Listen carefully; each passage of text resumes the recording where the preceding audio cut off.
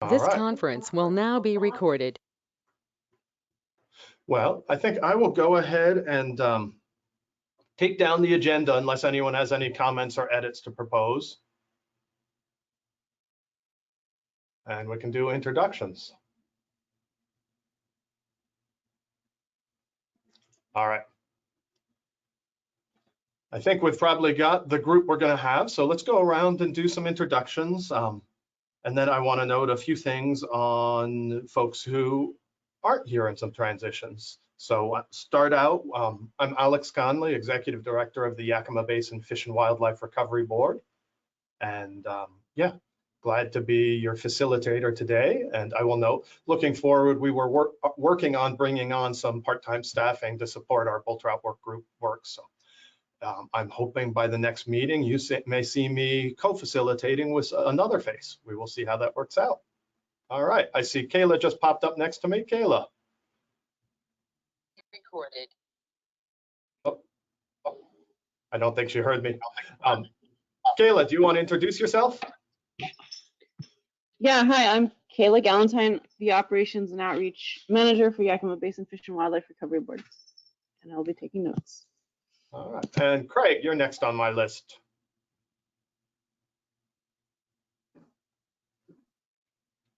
Sure. Morning, everybody. My name is Craig Haskell. I'm a fish biologist for the U.S. Fish and Wildlife Service in Yakima here.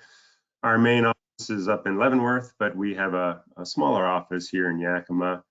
The liaison to the YARBWEP, the Bureau of Reclamation's YARBWEP group. All right, Catherine, you're next on my screen. Good morning, everybody. Catherine Furr. I am the coordinator for the YBIT program for the Okanagan-Wenatchee National Forest. And I wanted to make a great announcement that we have a new employee at the forest level serving as our forest fish biologist. Many of you will have worked with Emily Johnson over the years, and that position has been filled after she departed by Gene Shull. And so as we go around the horn to do introductions, he's going to say hello to the group, but he will be the forest's representative, official representative on this in this group. And Steve. Hey, good morning, everyone. I'm Steve Caramile. I am the Inland Fish Program Manager for State Department of Fish and Wildlife. And Clint.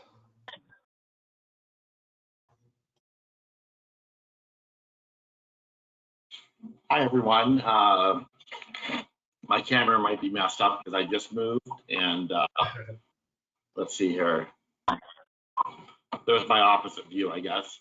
I just moved to Whidbey Island, so I am with Reclamation out of the Yakima office, and I'm a program coordinator there, but I've been the project manager on the Clear Fish Taxes project, and I will be transitioning out of that role, and Bruce Sully out of the YARBWEP program will be taking over for me in the next month or so. So I've learned a lot about trout, and I appreciate being on the meetings. Great. All right, Jason. Jason Romine, U.S. Fish and Wildlife Service, Deputy Project Lead for Mid-Columbia Fish and Wildlife Conservation Office at Leavenworth. Supervise the Yakima Basin Program. And Mark Divins. Yeah, Mark Divins, District Fish Biologist with WDFW for Yakima and Kittitas counties. Okay. Andrew? Yeah, Andrew Matala, Toad Newsom Minion and indentured servant. You counting down the timeline on that indenture contract? I think it's a lifetime position. All right, Colin.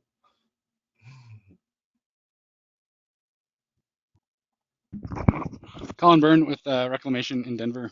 I'll talk to you more today about what I'm up to. Thanks for having me.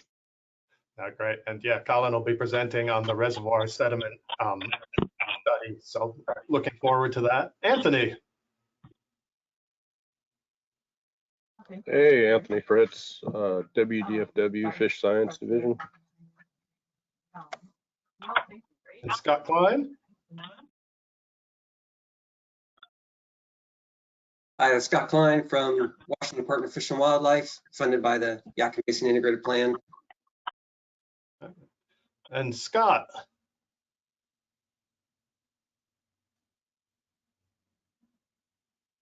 The other Scott.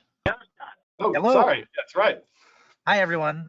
Scott Willey. I am a fisheries biologist with reclamation in our Yakima office. And I do ESA consultations for our environmental program. I work with YardWep, Yakima Basin Integrated Plan, and any projects requiring environmental compliance. Right. Bob and Sue Mecklenburg. Bob and Sue Mecklenburg, Gould Creek Valley homeowners. Right. Michael Humling.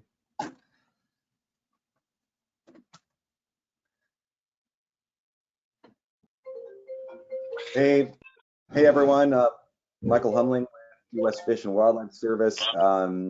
I work out of the Wenatchee office doing ESA consultation for bull trout, and I work, East Slope Cascade Zone with Forest Service projects and Bureau of Reclamation projects and other projects, and that's what I do.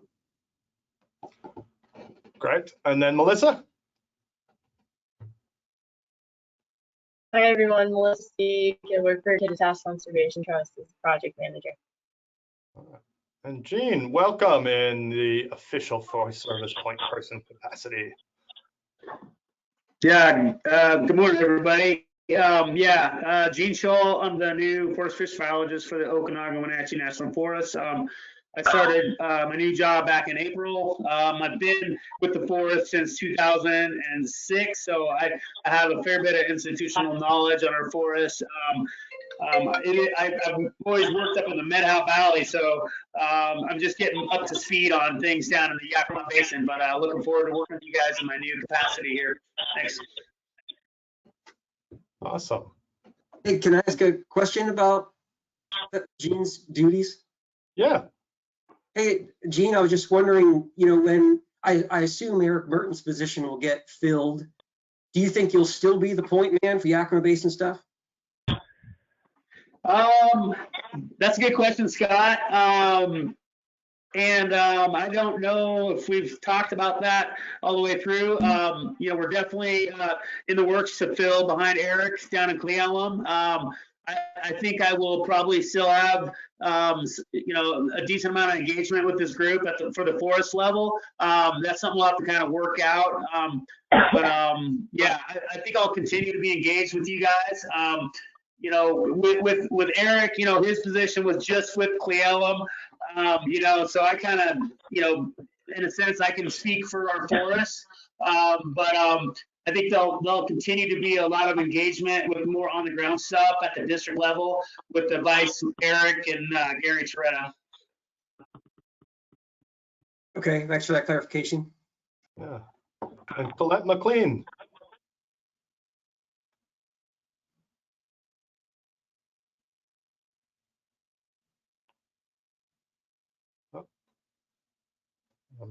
Colette may have stepped away from her desk. Richard Visser.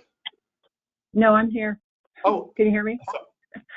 Sorry, I'm one of the callers. I'm having sound problems with my computer, so I have you on both. But anyway, Colette McLean, Porterra Land Manager. Thanks. Great to have you on board. Thanks.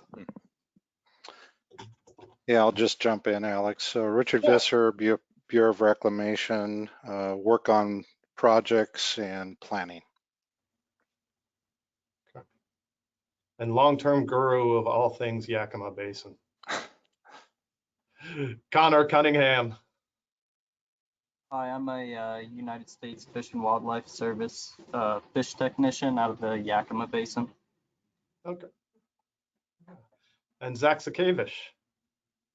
Hello, Zach Scavish with Mid-Columbia Fisheries. I'm the project manager for the Bull Trout Task Force and Lower Yakima River projects. And then I have two people on the phone that I haven't called. If you introduce yourselves, I can put your name on your phone. This is Todd Newsom. I'm the lead co-biologist for the Yakima Nation in the Yakima River and bull trout biologist here in the Yakima Basin for the Yakima Nation. I run the, me and Russ Byington run the live voting of the Cochise and Gold Creek bull trout populations. That's it.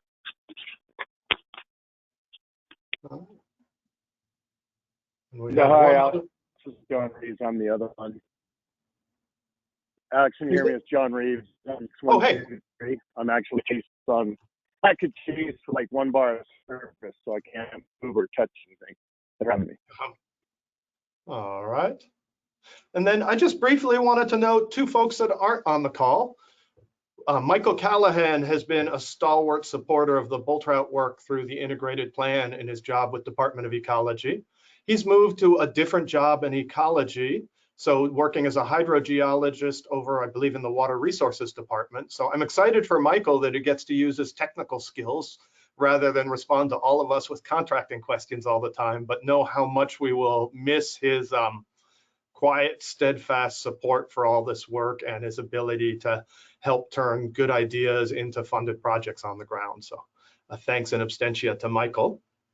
And then also note, we've been working with Aaron Cattell with U.S. Fish and Wildlife on the species status assessment, the threats review, and the 5-year review for bull trout, regional things that were coordinated with the Boise office. She's now taken a new job coordinating U.S. Fish's work on the Columbia River. And for the time being, Jeffrey Chan will be our contact for those regional processes. So perhaps at the next meeting, he'll be updating us on that species status assessment, what they did with all the information we gave them in our workshops last winter, and when we get a chance to review that material as that process comes to a close. So yeah, any other, I know it takes a little time to do these introductions, but it's actually been really neat to see both old timers that have been here since the inception of this group and a lot of new faces coming in. So it's great to see that growth and the continuity of the group, even as all us as individuals come and go. So thanks for taking the time for the introductions. First thing on our agenda are updates and announcements. I have a few quick things from the board here. As I mentioned earlier, we are looking to get more support and bring on a part-time person to help us out with bull trout work group, both the facilitation, but also the work on products that support the group, helping coordinate the temperature data collection and analysis, things like that. The bull trout patch modeling we'll discuss later. So we are working on that. So hopefully in due time, you see less of my face and more of someone else providing those services. I also note, Scott, you had pointed out some issues with our bull trout library. When we went in, I like to think those are cleaned up, but it's cool to know people are using that bull trout library. And if you hit things where links are dead or you're not getting the document that you think you should be able to get, let us know. We're trying to clean that up. And as we clean it up and bring on some more capacity, calling for data and adding new things that have come out since our last big push on the library will be one of the tasks we'll be launching into. So those were the 2 updates I had. I'll give one other thing, the YBIP funding recommendations. At our last 2 meetings, we discussed the funding recommendations for next biennium for ecology integrated plan fundings, bull trout element, that 1.7 million.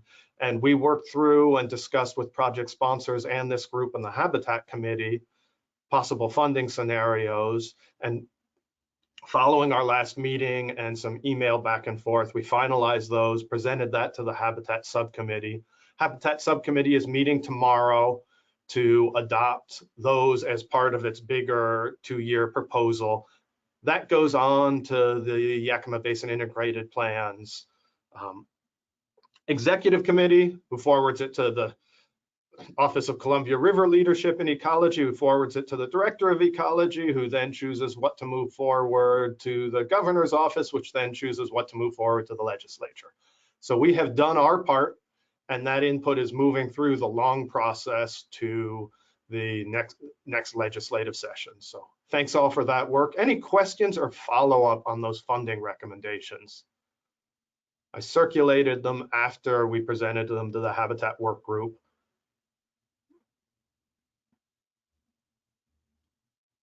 It's been a great process for us to engage with, and I've really appreciated the Habitat Committee and Executive Committee wanting to get feedback from us. And we'll see that again later on our agenda when we talk about 10-year planning. So Scott, the next thing I had in the updates was the recovery, U.S. Fish and Wildlife Service Recovery Funding Award. Yeah, right. Let's see, I guess the short of it is, well, since about 2017, I've been applying for the U.S. Forest Services, U.S. Fish and Wildlife Services Recovery Implementation Grant, probably about 4 times since 2017. 2022, my project finally came up to one of the tops of their list. So that money is to provide more capacity for doing fish rescues and the demographic surveys to support the bull trout monitoring, mostly in the at-risk populations of the Upper Yakima Basin, but also some in the Wenatchee's Arm to get some baseline on maybe some populations that are doing better, and also some populations where we might think about getting donor stock for bull trout for reintroduction to elsewhere. So with the combination of that and a little bit of reprioritization in the bull trout task force responsibilities, we've got a lot of capacity, I think, this year to get some things done and to expand a little bit where we needed, in particular supporting the bull trout reintroduction monitoring that's needed. Yeah, the deadline for that was last Friday, and we met those deadlines. There's still some other things I need to do to get things rolling and get the money actually to switch hands, but it looks like a go. So I've been talking to Zach about how, oh yeah, I didn't clarify. It's a grant that DFW applied for, but just because of some logistics with actually hiring people at DFW right now, well, and for a long time, and because Bull Trout Task Force is already sort of doing a lot of this stuff, at least at a reduced level, it seemed a no-brainer to just pass the money right to Mid-Columbia Fisheries. The money will go further with them, and they can, like I said, they can just do it. They can hire somebody much faster than the DFW can. So all the money is going right to Mid-Columbia Fisheries, and yeah. We are crossing our fingers between that funding, the existing Bull Trout Task Force funding, and the type of agreement we've used in the past to have part-time support from Mid-Columbia, that we can potentially create a full-time, year-round bull trout position that could serve all those needs in one person and have that, we've always had it pieced out among different people who are also doing a lot of other duties. So crossing my fingers that works out, because that would be a really exciting way to get a lot of things done with one focused position. Yeah, I think, well,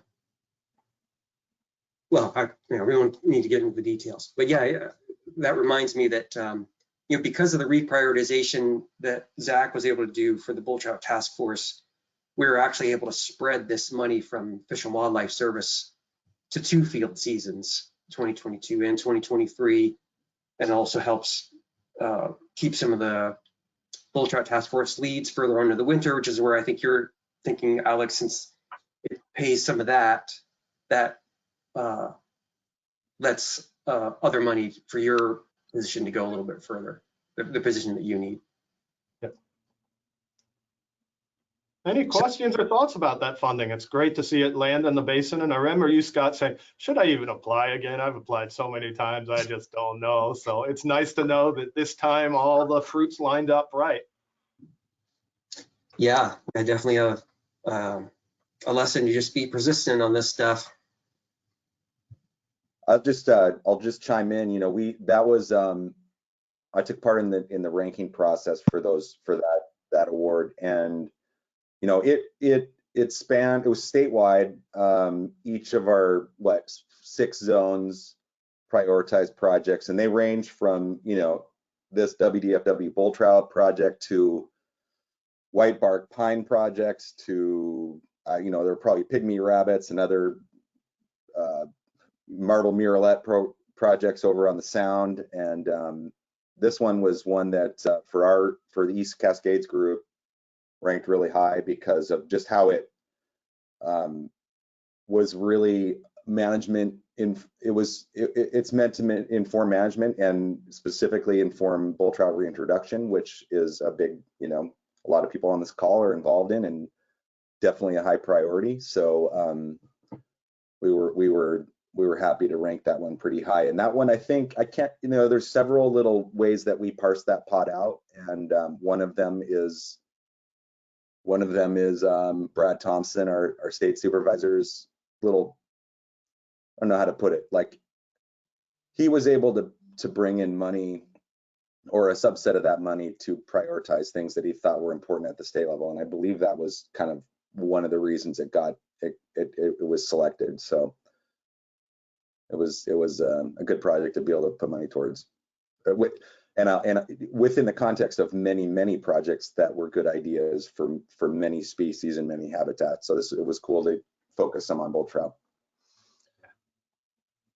So the onus on us is just to show that we're using that capacity to good end and figure out ways to sustain it for the long haul. But so far we've had an impressive record. The next update I have, I'll just throw this on the screen, was just, I think I had fallen off the list. I don't know about others, but the Salvelinus Confluentius Curiosity Society, or SCCS meeting, is coming up in person for the first time in a long time.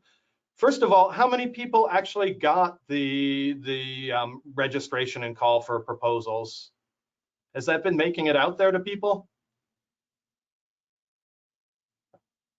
And then next question, are folks from the basin planning to go? And if so, have you proposed papers and on what topics? It's always been good to talk a little and coordinate and have a sense who's going, both for carpools and logistics, and also thinking about what we present from the Yakima Basin. So yeah, anyone on the call planning to go or considering going?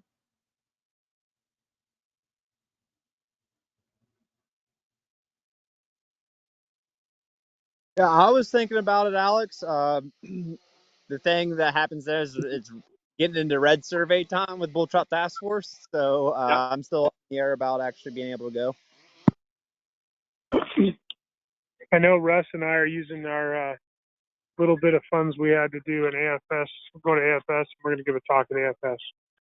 Mm-hmm. Yeah, I know it comes right after that Spokane meeting. So it sounds like not a lot of uptake. You know, I haven't looked. And has anyone put in a presentation proposal?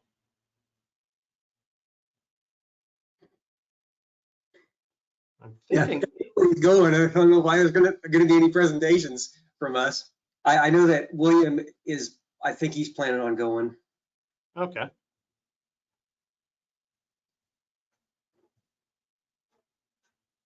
Yeah, and we're toying with it. I know Amy might. If we do, we might. If I do, I might throw in a presentation that's sort of a general summary and update on Yakima stuff that's been well received in the past. Any other thoughts on SCCS? It's not far from Banff, so the long way home is looking nice. All right. Oh, we've got one question from the Mecklenburg, Scott, about what the amount of the U.S. fish grant was. The amount was for 83,000 and some change. It's basically to hire on additional field techs to help out with very labor-intensive fish rescue and demographic surveys. They'll also help out with red surveys. They'll help out with other field data collection that helps analyze some of our bull trout data. And another key thing that it does, it helps keep on our experienced people in the bull trout task force longer into the winter. So they'll be able to do a lot of the data management and data entry and maybe a little bit of analysis during the winter. And then hopefully some of those actually stay on through the whole winter. And then the next field season, we'll hire on somebody again to help out, and the usual bull trout task force money will keep on, the experienced people. So this will affect 2 seasons. All right. So next update, let's also go quickly, Scott, since your name's also on it. I don't know if Melissa or others want to join in, but quick update on Peekaboo Falls. At the last meeting, we discussed it for a bit, and I know there was talk of organizing a follow-up meeting. Any updates on that follow-up meeting, next steps, or future agenda items? Yeah, there's a the meeting that Alex is talking about is sort of a subcommittee of the bull trout working group, I guess, to work on a way to start the conversation with the Cle Elum Ranger District on what we think needs to be done in Box Canyon Creek to help get a I don't want to say, well, just better recreation management up there. One, just because all that water, all that stuff above Peekaboo Falls, where the high recreation stuff, all that water ends up, in the primary bull trout spawning reach for Box Canyon Creek bull trout. So just from that respect, for water quality issues, we think that it'd be a good thing to have a little bit more dispersed recreation management there, but also in support of the potential to reintroduce bull trout above Peekaboo Falls. It would be even more important to get a control of that dispersed rec if that plan becomes more viable. So that's what the meeting was about. And then I guess the other part of the update is that, we're still, as far as actually trying to figure out what we do at Peekaboo Falls to provide passage, we're still trying to figure out how to get a elevational survey done around Peekaboo Falls. That's like the first step that's needed for any continued work on design. I know that there's a little bit of a lead from reclamation to maybe try to use reclamation crews to be able to do that, since it's basically the passage above Peekaboo would be pretty high on the list mitigation project for K-drip if K-drip ever got underway. And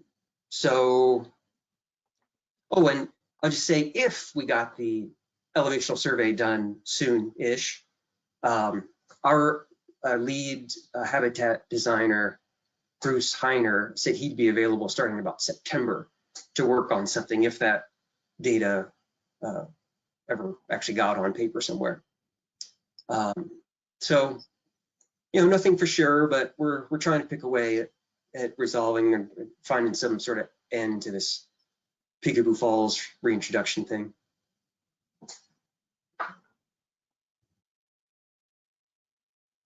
Richard, I saw you turn a camera on, but looks like you're muted. Thanks, Alex. Scott, I just wanted to give you and the group, I guess, a quick update on the funding sources that I'm working on to try to pull in those resources to do the survey work. The first set of funds that we thought we might be able to tap into, they disappeared quickly on a couple other projects, so that's not an option. I'm currently waiting for some feedback from Wendy in terms of our overall year web budget to see if we have funds this FY that left over that might be able to fill that need. Hopefully we figure that out in the next 3 to 4 weeks. So anyway, that's an update for you, Scott, and for the group. Yeah, thanks, Richard. I'll just say to people, we've explored other avenues to get this elevational survey done, either with DFW folks and through a contractor. I was pretty surprised that DFW didn't actually have the capacity to do the detailed kind of survey that we need. Our construction or local, well, no, not our local one, but the one in Olympia, the bigger one, the construction group of WDFW, they contract out their elevational surveys like this. So that's when we found out that contractor would want about 40,000 to do elevational survey at Peekaboo and the falls about a quarter mile upstream of Peekaboo. I was like, well, that's not just lying around. So that's why when I mentioned that, that's where Richard said, hey, I understand your problems. Let me try to help out. So thanks, Richard, for exploring those pots of money. Any other thoughts or questions on Peekaboo? Yeah, this is Gene Scholl here. I'm actually not familiar with this project at all, and I understand it's on the Cleveland Ranger District. Maybe Scott, you could just kind of give me a summary of kind of, you know, how the idea came to be and where you're at with it, and like what engagement you've had with the Forest Service on it so far. Yeah, it's a fairly long story, and I think we should probably talk, you know, maybe on another meeting somewhere to get all the details, because we take up a lot of time.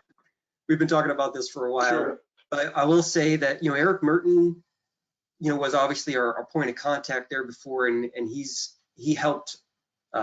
He was supportive of the idea, and he helped. Actually, yeah, this even goes back when Scott Willey was with Forest Service. Scott Willey did some snooping around to see how Forest Service would feel about this too. So we've been talking about it with Forest Service for a while, and at least locally, people were on board with the idea of at least, you know, exploring what it would take. But so without getting into all the details, what I will do, Gene, is make sure that you are on our point of contact list as we forward a just sort of a quick white paper to Joe Roush at Cleveland Ranger District, you and probably Catherine Furr as well, just to make sure you guys are in the loop and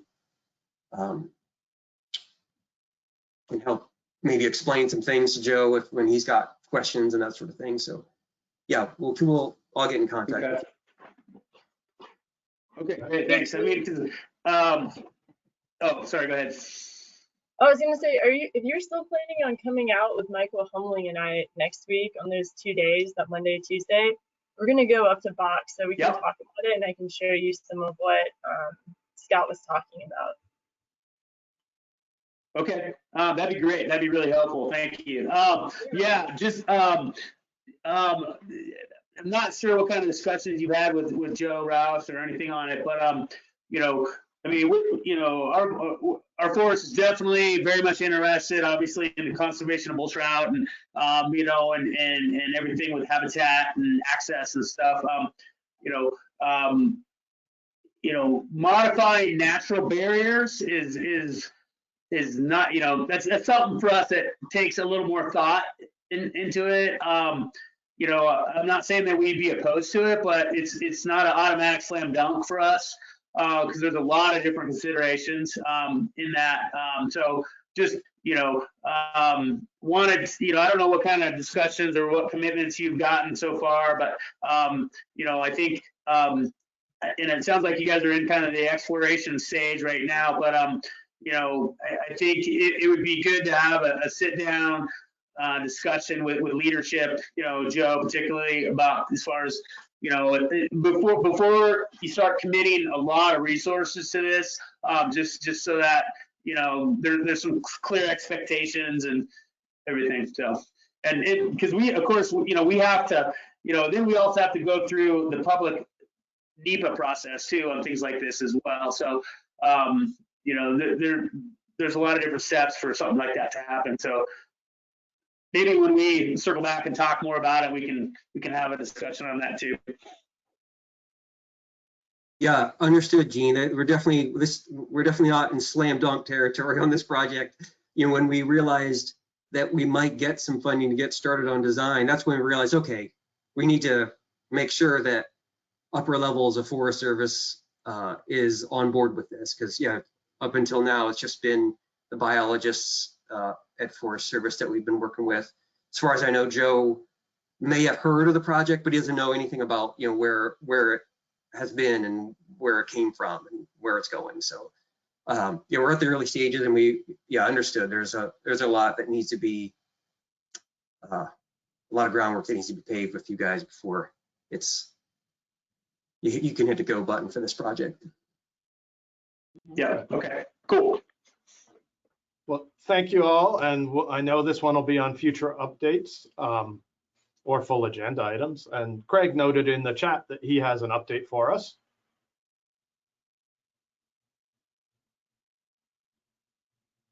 Sure. So I just wanted to update the group on our bull trout mobile steep pass concept. The mobile steep pass is a collection device, essentially a mobile fish ladder that we would use to collect bull trout. It would complement our trap and haul program for adult bull trout in the Yakima Basin. We were working with Stantec, contracted Stantec to come up with designs for that. The idea was then that the Bureau of Reclamation would then fabricate the mobile steep pass.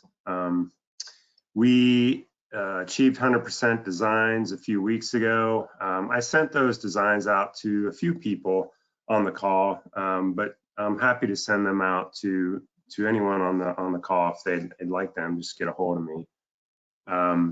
During those meetings to come up to 100% design, we recognized that there was a need for designs for an intake structure and screening to water the mobile steep pass.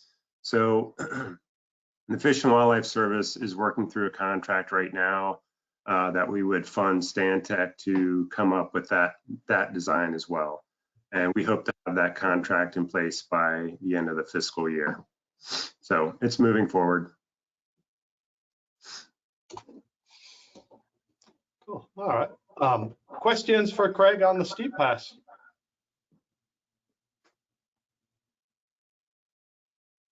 All right. Next, I want to turn to Todd. And Todd, I will, since you're just on the cell line, let me share the slide that you gave me. And yeah, Todd, jump in with what you wanted to update with us on the Yakima Nation bull trout program. Yeah, hi. Excuse the background noise. I wanted to just show the Gold Creek and the Cochise River survivals. We just released all those fish, minus 21 of them last week.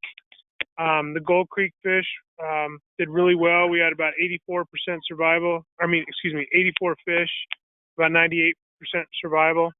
That included one that was 316 millimeters that weighed nearly a pound. So that was a cool fish. The reason that leveled off on the graph, you can see how it levels off there at the end, is because we averaged all 84 fish there at the end. Up until then, we were just doing 10 at a time. The Cochise River, you can see over here, we had even higher survival than our following year. We had 466 re-release, and we had 96% survival. We did a lot better job this year growing the fish. Their averages were higher overall, and we held them until about 3 weeks later than normal.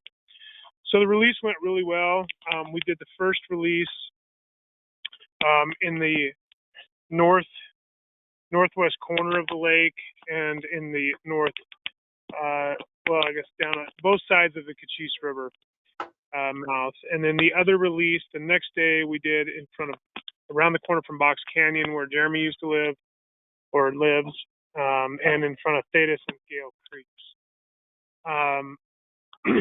The weights were significantly larger this year as well. So we're really excited about that. We still have 21 of our biggest Cochise fish that range in size from about 255 millimeters to about 290 millimeters. And those fish are going to be tagged by the U.S. Fish and Wildlife Service on July 15th with hydroacoustic tags and held for 3 or 4 days, and then they will be released the following week. Other than that, the Easton facility is moving along. We have submitted both of the water right applications, and we are currently working with the Bureau of Reclamation Reclamation and KRD to secure the funding source. That's all I have from here. Anybody have any questions?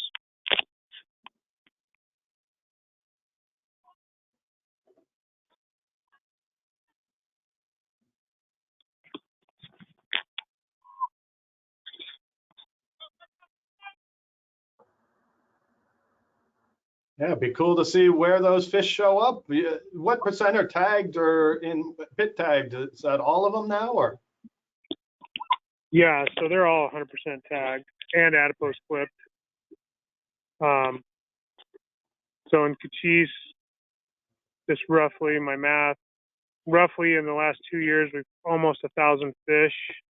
For the last 3 years, over 1,000 fish pit tagged in the lake. In Gold Creek, we're sitting at about 320 total pit tagged. But currently all our pit tagged arrays are down. We're going to try and get Box Canyon going early next week, and Cochise not soon after that. Got wrecked pretty bad, and the Gold Creek detector is currently, the water's too high for that one. So we're getting her done though. Cool. Any other questions for Todd?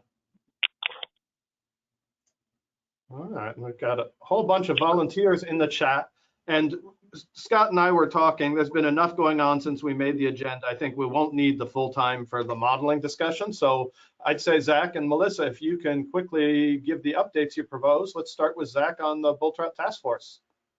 Yeah, sorry for the background noise. I'm at Little Nat Cheese, so there's a bunch of chainsaws and excavators running. Yeah, Bull Trout Task Force is fully up and running. Again, like Scott mentioned, we've been kind of working on kind of modifying the scope a little bit, which has been helpful this wet spring.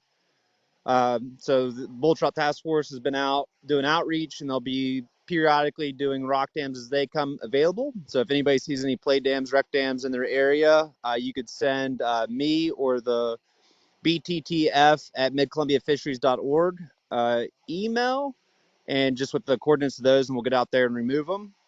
And then as later in the year comes on with rescues and demographic surveys come up, I plan on our four full-time Bull Trout Task Force members attending most of those rescues and demographic surveys. So that's kind of the update there. Luckily, I was able to hire Amy Taylor, a familiar face, into the Bull Trout Task Force. So she's kind of taking on the full field lead currently, and hopefully we'll be able to modify that position for her in the future to get an increased full-time role. So that's it for the Bull Trout Task Force. Any questions for Zach? This is Todd. A couple years ago, we talked about having Gary Toretta and Eric Merton, when they bring on their seasonals, to kind of keep an eye on rock dams. From a few years ago, there's huge rock dams just all over the Natchez, and I remember Forest Service personnel just walking by or sitting there doing their work or whatever, and those are eyes and ears on the ground that need to be reported to the fish biologist. I know Eric's gone, but so that's a resource we need to really rely on. Yeah, I've been working with Gary a bunch on the levee project, and I've already kind of prodded him to let us know when those kind of pop up so we can get them out. Yeah, I'll second that. That's definitely something that we regularly talk in our fisheries group to keep an eye out for, and so yeah, we're definitely in our recreation folks too. So. And then Melissa, you were volunteering some quick updates on gold and Cochise projects. Yeah. Okay, so for Cochise, we now have a little under $1 million through different grant sources. So U.S. Fish and Wildlife Service is contributing about $300,000, Surfboard a little under $500,000. YBIT funding is like around 70 or 80, and then Todd Newsom, the amazing Todd Newsom, has pulled us together some funding from BIA at around, I think, like 120. And so that means that we can complete at a minimum, all the restoration work and reach 2 of Cochise River next year, and some of the floodplain work, which is really freaking awesome. On top of that, we applied for a stream flow restoration grant for around $2 million to do the rest of the work. That's a really competitive pot this year, but WDFW kind of stepped in and offered to also put in a grant application through the America the Beautiful grant, which is really awesome as well. So we might be able to get the rest of the restoration funding through either of those sources, which would be really cool. And if we can go into, oh, Todd corrected me, it's 190,000. Thanks, Todd. But if we can get all that funding together, then 2023 is going to be a really great year for Cochise. We're going to try to get as much work done as possible. I'm also about to put out a request for bids for Cochise. We're going to go ahead and put it out for the whole project, or minus probably the trailhead because we don't have designs for the relocation of that yet. But we'll be going out on site in early August with contractors that are interested in bidding on it, and then hopefully have a contractor hired by September. And then, we're just continuing to kind of work on some permits there. For Gold Creek, my update is that William Meyer and Ryan Dietnicker gave a presentation to Ski Tour last winter sometime, and on different river restoration projects that have happened throughout this basin. And so as part of that, they decided to have like a follow-up in the field meeting. And I participated in that, and we took them to the Cleveland River project, the two-phase project that we did down there, and then also out to the North Fork Tanaway. And it was a really great day. It was pretty cool. We got to answer a lot of questions, but I think it was really helpful for people to actually see what these projects look like when they're implemented, and just how different they are, right? Like each one is really suited to the site and is specific to that site. So it was a really productive day and fun. That's all I have. All right. Next thing on our agenda, Scott, you had wanted to touch base on the fieldwork calendar. Did you want me to give you control so you can share that? Do you want me to pull it up or just talk to it? I can pull it up.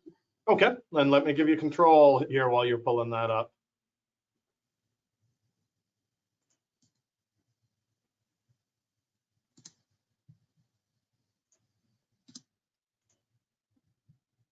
You should now have the option to present.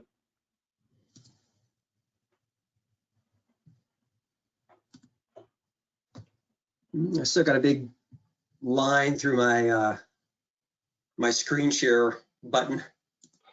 Just click that button. Yeah, I'm trying. Okay. Okay. You have to, did it open a little window where you have to accept? Yep, it's finally going through here. Perfect. All right, let's see. You don't want my Outlook calendar. Let's see, how do I switch that? Let's just.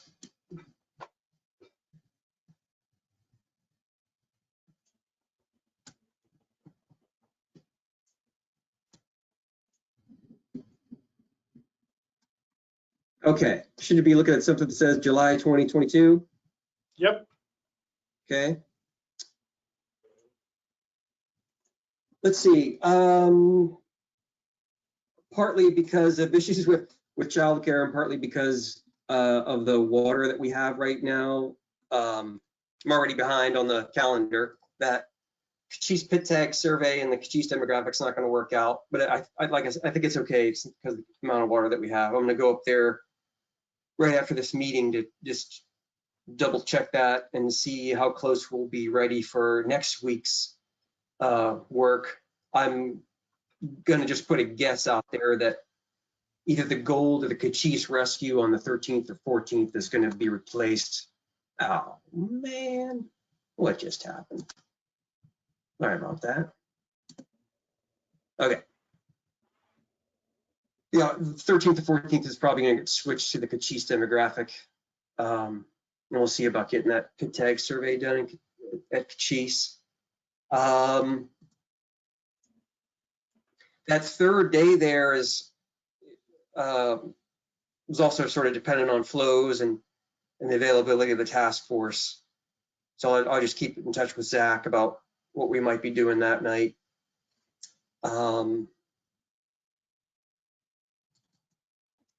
As you can see, the Bull Trout Task Force is filling up a lot of the spaces, but we could still use some assistance on, if there's any blank colored spaces in the yellow or the blue there, that means there's probably some room for helping out. So if people can take a look. Oh, did this get attached to one of your emails, Alex, to this working group? Yes, this has been sent out. So along with the text you sent me about having people get, send in times they'd participate. Yeah, okay. Yeah, I'll just reiterate.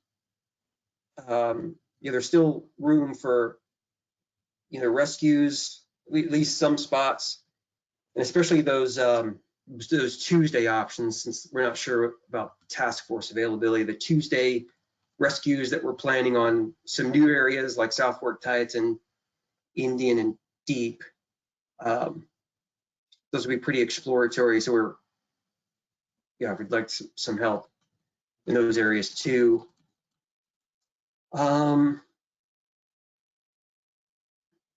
Yeah, that Tuesday thing. Yeah, if anybody's got Tuesday nights open, that's the one that is sort of like the most in need right now.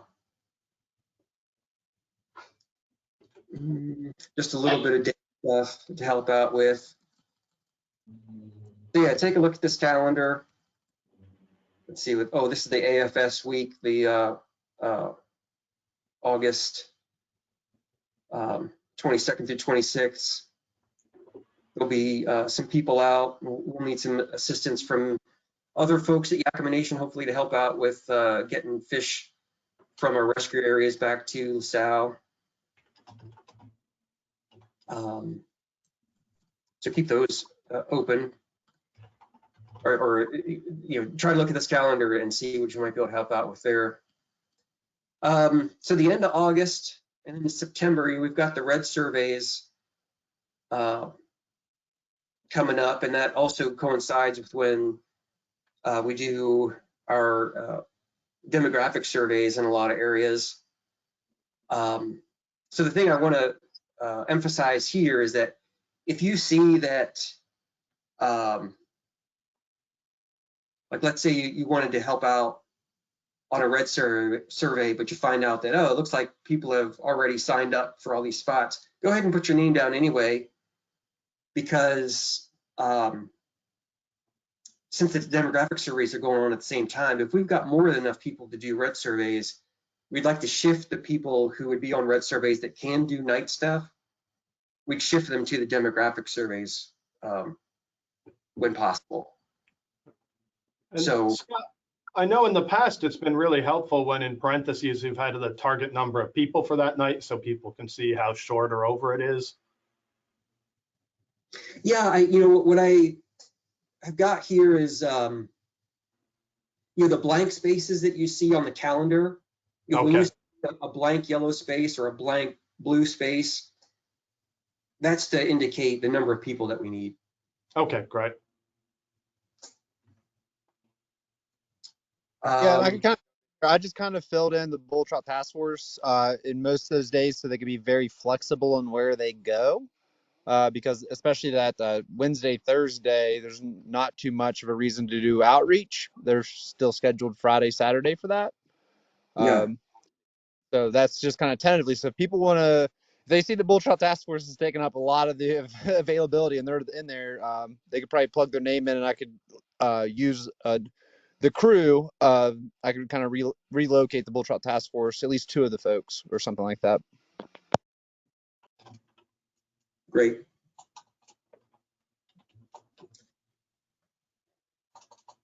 All right, well, I think that's really all I wanted to say about that calendar.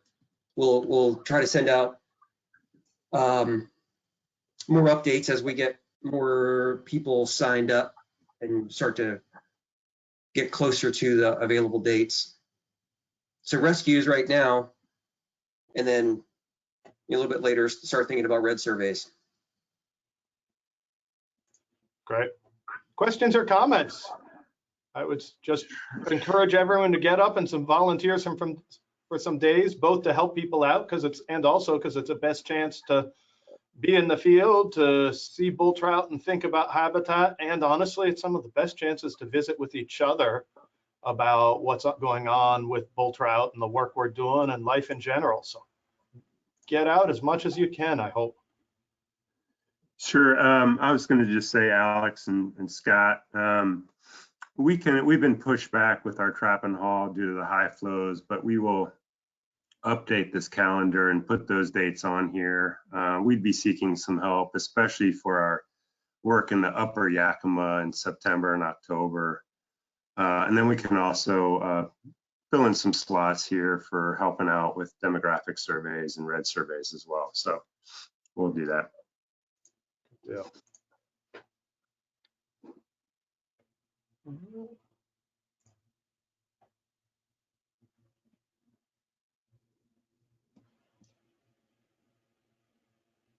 Yeah, and Mark was dropping off for another meeting, but saying, yeah, please do. It's not too early to sign up for red surveys. And Michael was asking how to access this calendar.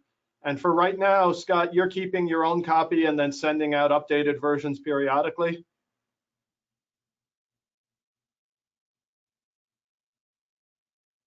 Oh, Scott, you're muted.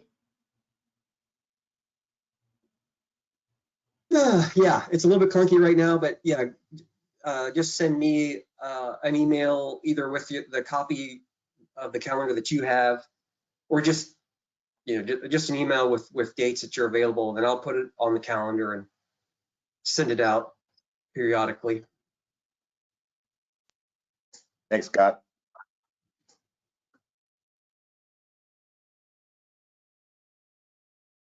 All right. Any other questions on the calendar?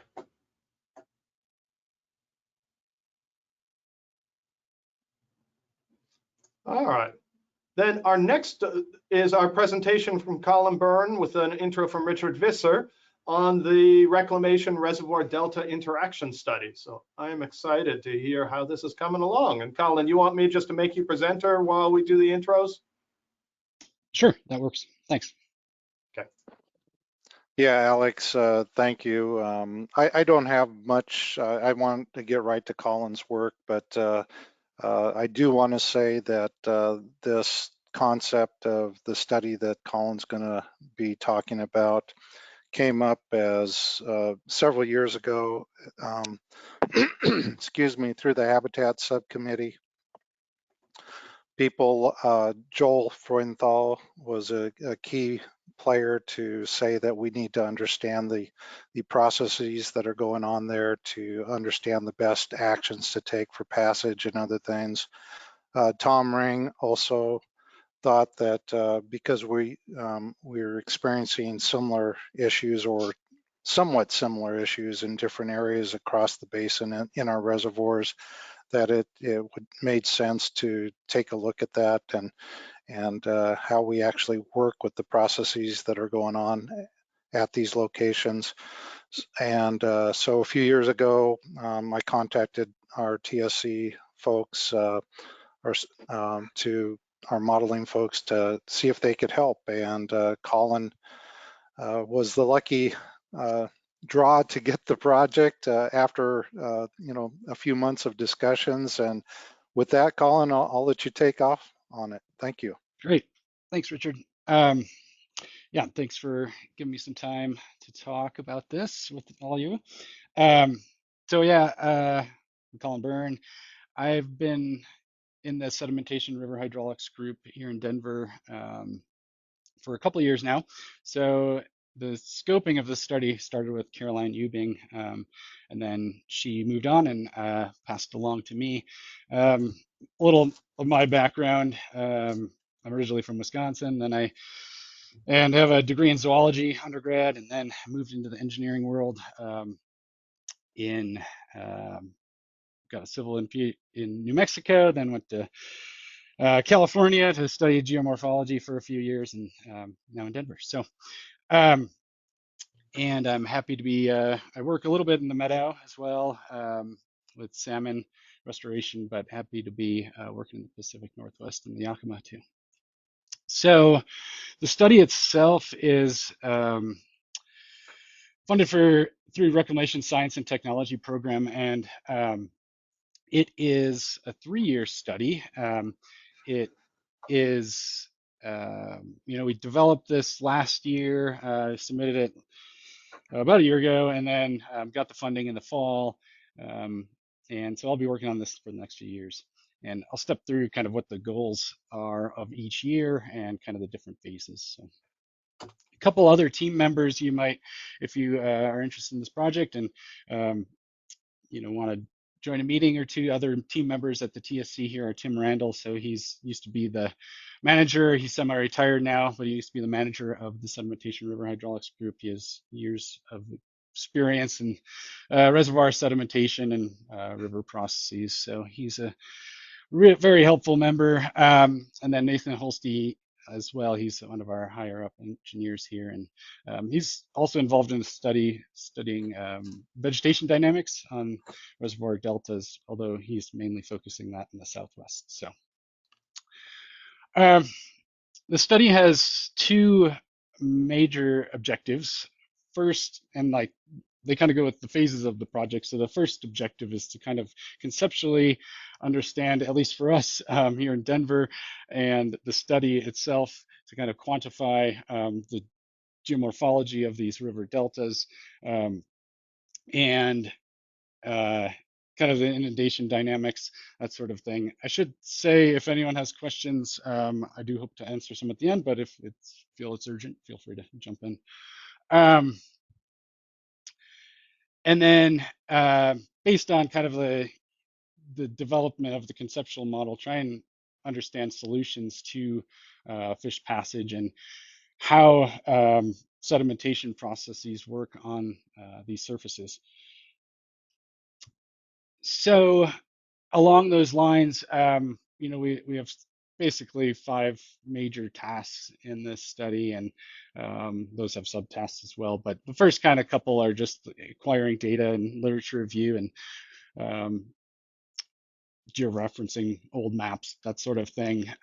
Then we are in the midst of this site visits and data collection too, and I'll get to that in a little bit. But and then moves into those conceptual model development. I'm sure a lot of you are familiar with the causes and dynamics at play, but we're trying to put that base down for that and solution evaluation, development and evaluation. So as part of the conceptual model, we're kind of trying to understand the topographic, how topography on these surfaces has changed, and then kind of analyze when different portions of the surface are inundated, and look at woody vegetation and channel geometry as well.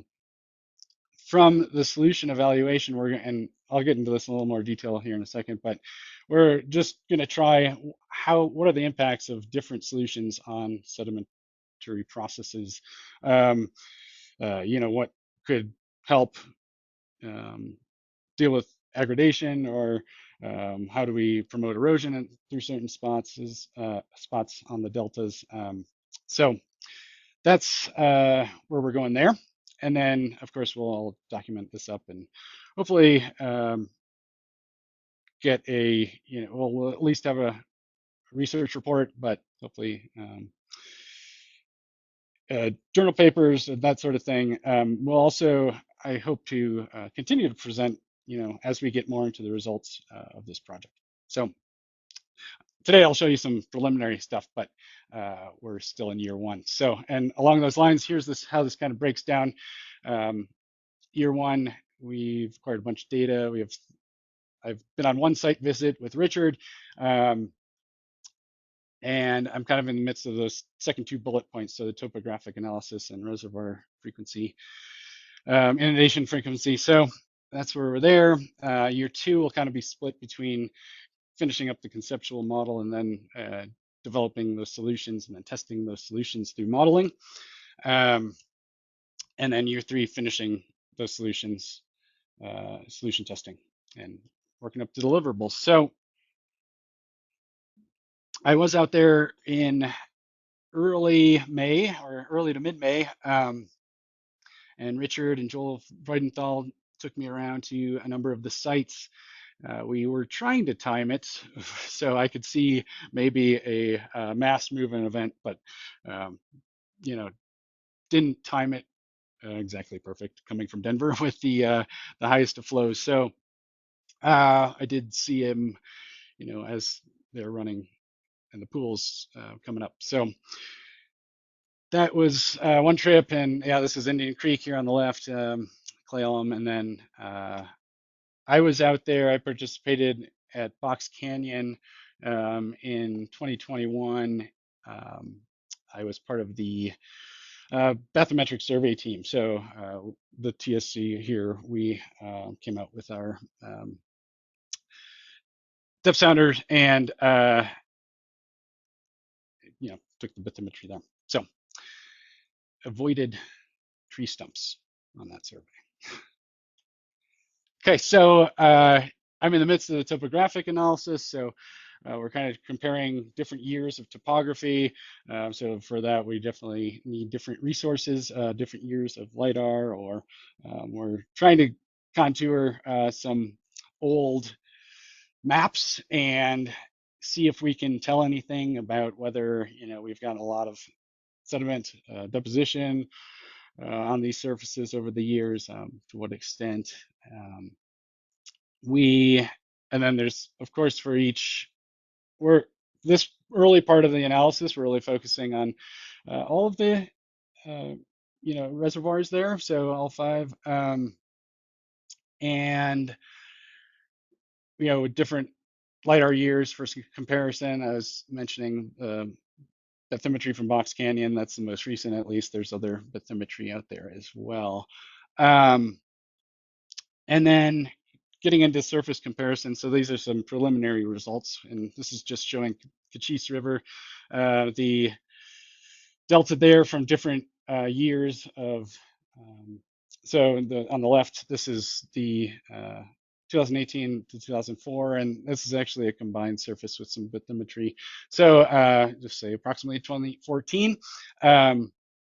And as you can see, similar patterns, 2018 compared to 2000. So that, you know, main channel there has eroded quite a bit. I wouldn't pay as much attention to the boundaries there, depending on the quality of the data, with the vegetation impacting that. But so, you know, these are just preliminary. We're gonna vet this a bit more and work it up for the other regions, but that's kind of the analysis we're trying to work on, and then we will try to quantify that, you know, in terms of volumes, sediment volumes, and that sort of thing. So reservoir inundation frequency. So for this, we get the surfaces then and looking at pool elevations, you know, questions we want to know, both just how often is it inundating, and then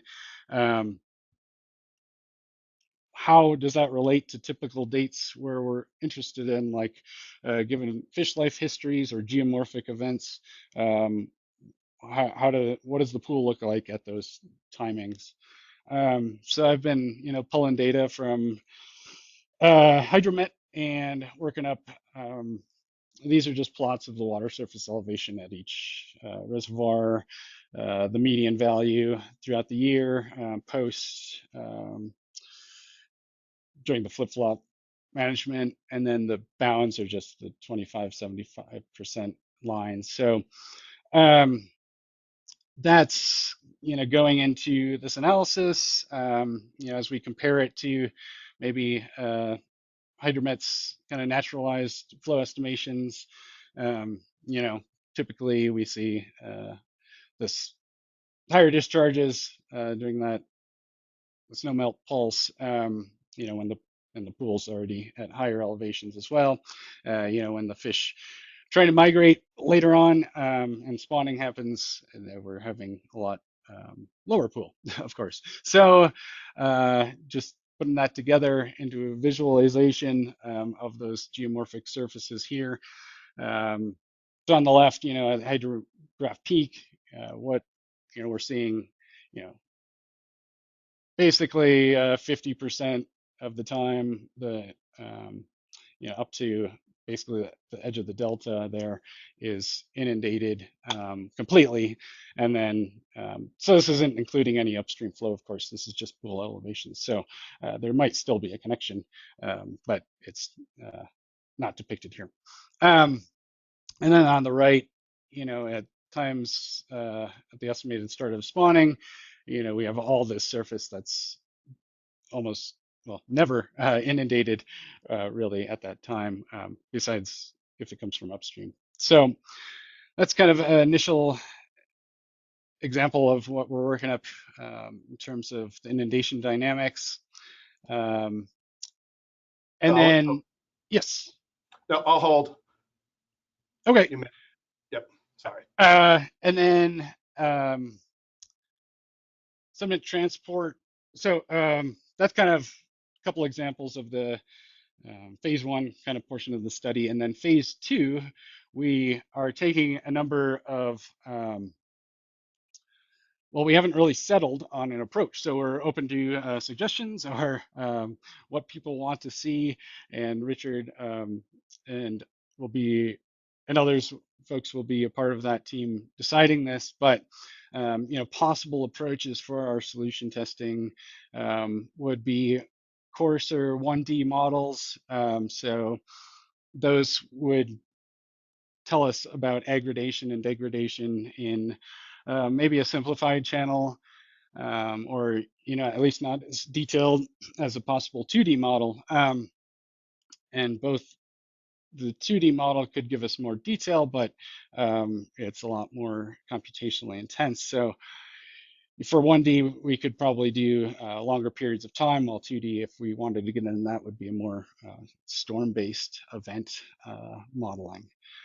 Then in terms of the topography, as I was kind of mentioning, we do have a couple different options there as well. In terms of we've discussed having more of a simplified approach where we would kind of depict two different conditions, one being a longitudinal tributary, say Cochise River, that enters through the upstream or upper end of the reservoir. And then the other version would be more of a lateral tributary, like Box Canyon or Deep Creek, that comes in through the side margins of the reservoir. We generally think that they might have different geomorphic conditions, and just conceptually they do, but we want to quantify that as well. And then we could do a site specific, but from that, we probably can only set up, due to funding, a couple of models. And so that might be more site-specific solutions if there's something that is, if we're more interested in the site as opposed to just a general kind of informative knowledge. So for that modeling, we are kind of the steps I see coming from those different possible approaches. We're going to develop an existing conditions model and run baseline scenarios to compare any solution testing to. We also are interested in high versus low pool with same flood events to understand how that impacts and quantify how that impacts the sedimentation processes occurring and channel development on those deltas. And then finally, we want to model possible strategies to improve longevity in terms of sedimentation of those fish passage channels on those deltas. So possible solutions we've talked about, kind of traditional approaches that have been proposed. Excavating narrow, deeper channels modeled as concrete or naturalized channels. We can also discuss how do we how can we use large wood jams or pilings to kind of drive either cohesion or scour pools through those deltas. Another one would be to source some of the channel creation and create sort of some of that material used in channel creation for either creating peninsulas or islands to drive flow in certain directions. Those surfaces could be potentially revegetated differently. And then also interested in sediment removal at the downstream end. If it's a grading, what does just like keep pulling that sediment away? How does that impact things long term? So those are some of the potential solutions we're discussing. Again, just summarize a quick here. Currently in the first year, really getting into the analysis now after spending time acquiring data and things like that.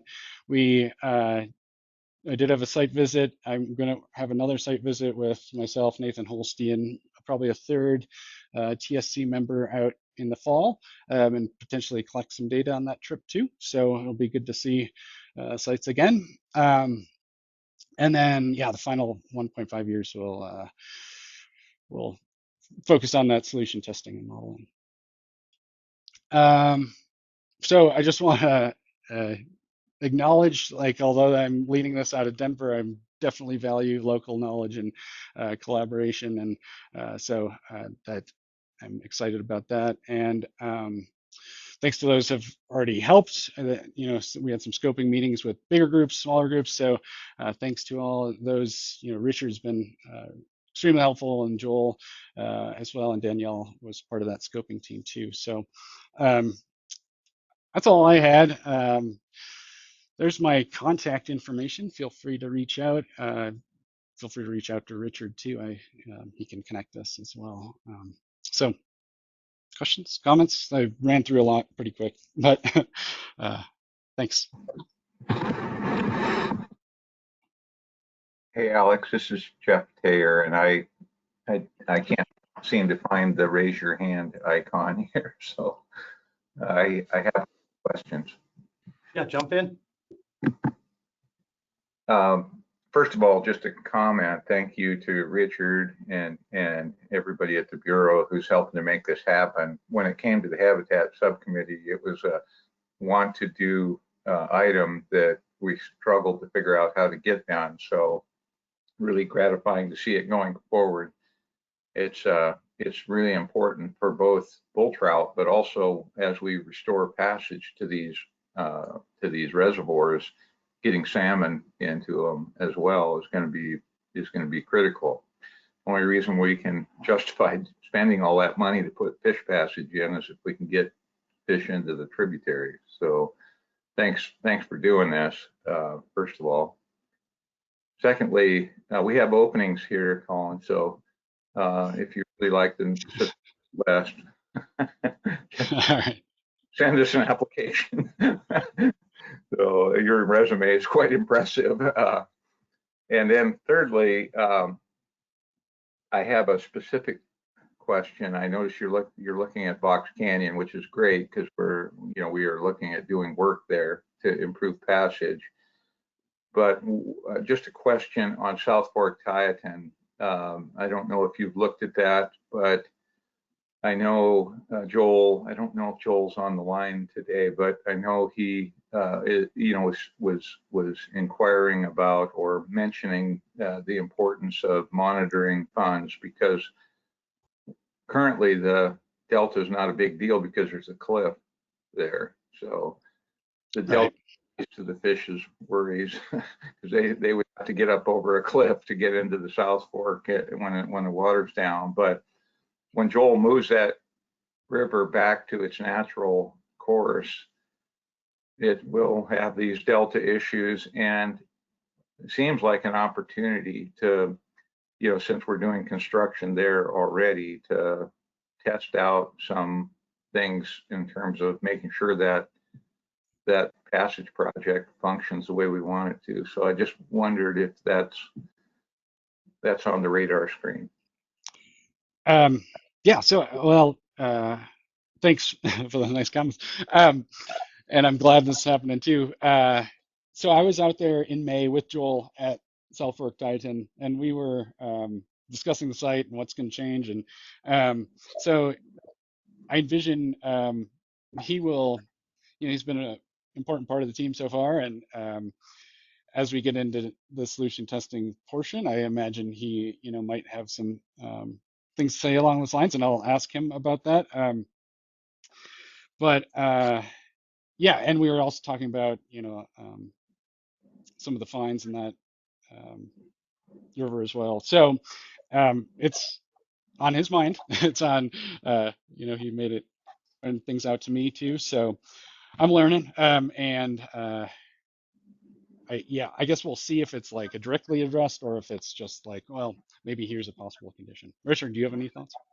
Yeah, so I thought I'd just jump in there. So Jeff, that's a great idea. And as you know, and most everybody else on the meeting knows, is Joel hopes to do quite a bit of monitoring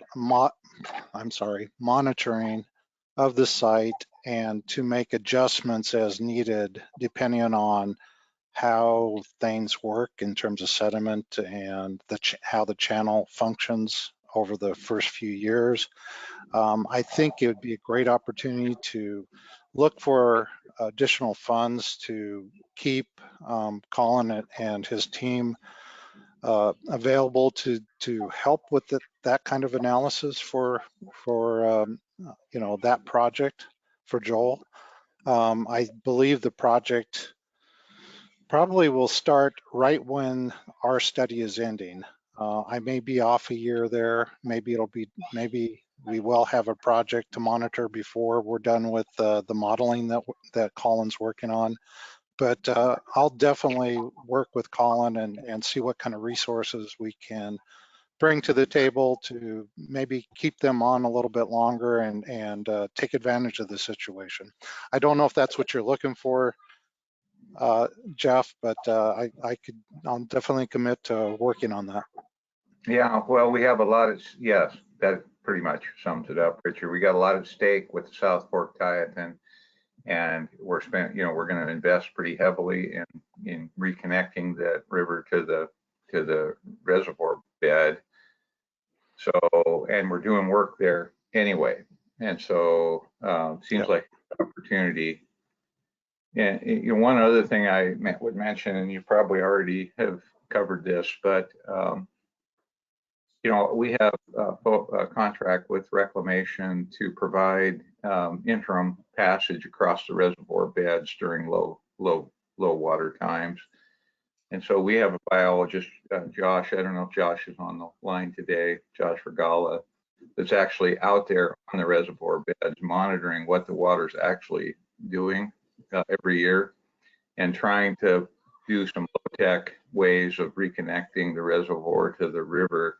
So he might be a good, if he's not connected with Josh, he'd probably be a good resource to sort of bounce ideas around off of when you get to the solution part of the, what are you thinking about in terms of fixing it?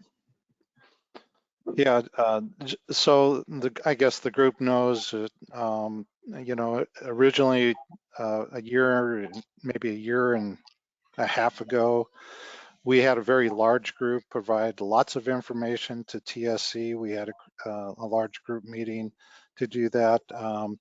A few people continued to provide a lot of information to TSC on this project, and Josh is one of them, Jeff. Okay, great. He's I think Colin's identified Joel and myself and Danielle because we kind of have set up semi-regular meetings just to keep things going. But every so often when we need to get additional information, deeper information, we pull in people like Josh and others to get to the additional information that we're looking for. He's a great resource, you're right. All right, thanks. Yeah, you probably covered that already, but thought I'd mention it. Okay, thanks. Great project. So, thanks, Colin. Great to see this. I've got a quick question. you showed hydrographs that were averages that show spring snowmelt peaks. But for those of us that have been around these creeks, the events that really turn things upside down in these creeks in the delta tend to be the less typical, so they don't show up in averages, but the late October to January peaks that sometimes just totally turn these places upside down. When you were talking about the two different approaches to modeling, will you be able to look at sort of, it totally depends on the frequency of the snow melt moving finer sediment and then the rain on snow in December sometime that just turns things upside down and the different frequencies? How do you look at those two sort of different timelines and processes? Yeah, well, we could, it depends. I guess like if we're looking at yeah, I mean, so in terms of the frequency analysis, we can put in a specific date, look at those averages of, what the pools look like, right? At those different dates. Like if we had an example storm, in historical storm, something like that.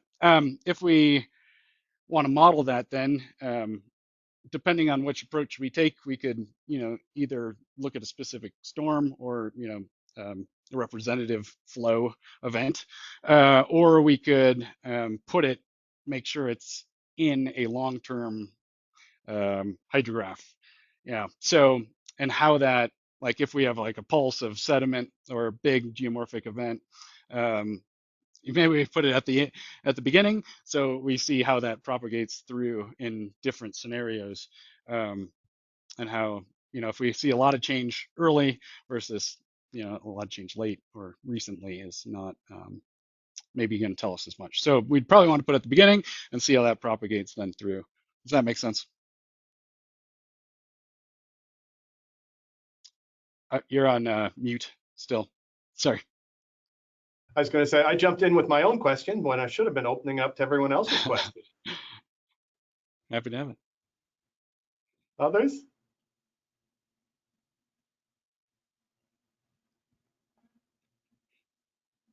I'm really excited to see this work moving, and I hope that there are opportunities for many of the parties in the basin to engage in both seeing the products you're starting to produce and providing feedback as we go along. I'd love to be a part of that dialogue. That'd be great. Yeah, and I'll work with Richard to make sure, as we get to points where either it's results and early results to then get feedback and, oh, this might be interesting to look at, as well as kind of developing those ideas to move forward with the kind of solution testing aspects. I really envision a lot of input on that. So, Richard, do you have anything like that? Yeah, I just wanted to jump in real quick, Colin, and let folks know that, I'm the local contact for this study, so feel free to reach out to me if you have questions, concerns, or if you want to provide more feedback as the study continues. We do set up meetings on occasionally larger meetings to pull in many more people. We've had, I think, 2 of those so far over the last 18 months. And then we've had a few smaller meetings.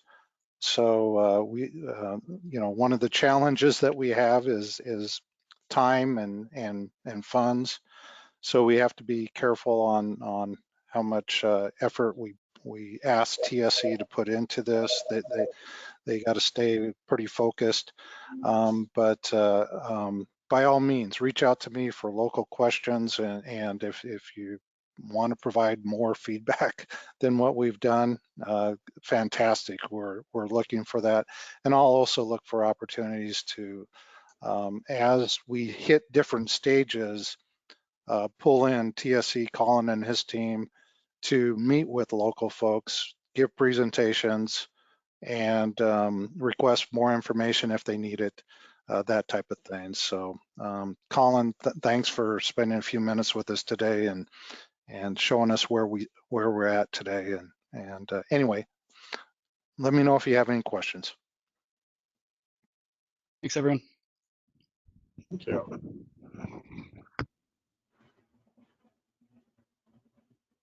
All right. Well, any final questions for Colin? Otherwise, we will move on to touch and base. Scott wanted to touch base with us on the bull trout habitat patch modeling. So last call for questions before we move on. And Scott, will you want the screen or not? No screen. Okay.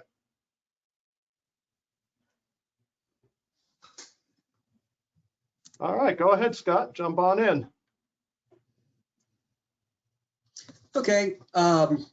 Yeah, I talked to William before he went off on his rafting trip, and we felt the need to get this on the agenda, but I've talked to Alex a little bit more since then, and I think we've got some things figured out. So this is more just an update as opposed to needing people's feedback, I think.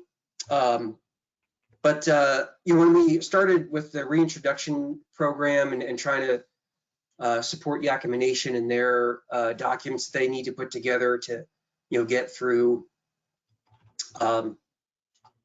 approval and permitting and all that.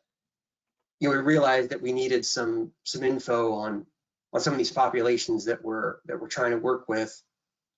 And the project the task just blew up. We realized that we needed a lot of information on a lot of our populations that we didn't have, and you're trying to model different aspects of it, based on these papers that talk about what we need to know to be able to figure out the resiliency of bull trout populations. The task just got bigger and bigger, and we got wrapped up in trying to make this huge model. So things got a bit delayed in our very concrete task of helping the Yakima Nation with their reintroduction document. So in the end here, we've got sort of a short-term task with the modeling and a long-term task. And the short-term task is we got to get something together for the Yakima Nation to support their effort to get this document done that they can give to, well, Reclamation first, but it'll eventually go to U.S. Fish and Wildlife Service to consult with them on the reintroduction program. Yeah, William and I will try to get our heads together and get that immediate need stuff done. And the long-term stuff is looking at all the populations with a lot more metrics. And as good intended the folks here in the bull trout working group were to get some of that done, it's so big, and everybody's got other jobs. So we're definitely seeing a need to, hopefully farm some of it out. We've got a little bit of farming that we can do through, Alex has got a retainer with Aspect to help out with some things, but it's still just I think a fraction of what work needs to be done. So we need to figure out some way to get some more capacity on this modeling if we really want to get it all done. So, I don't know what that looks like. It'd be nice to,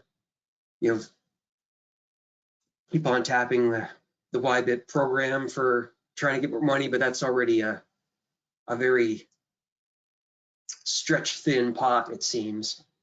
So anyway, if Todd's still on the call, just let you know we're going to work hard to get some of that basic stuff out to you, Todd, and then yeah, we'll work with Alex's possibilities, and I know Jason's talking about being able to get some more capacity too. We'll try to figure out the long-term habitat modeling eventually. I would just add, I don't think either's a huge lift. It just needs to be followed through. So William had a GIS fellow at the department do some good work that pulled a lot of the pieces together. He's retired. We just need to figure out who's got the time and space to pick up a model, make sure that, do some QA, QC on the data.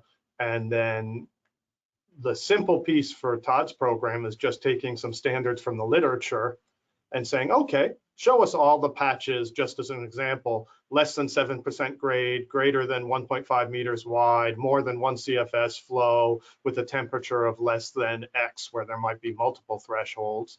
And that defines a patch. That's a fairly simple process.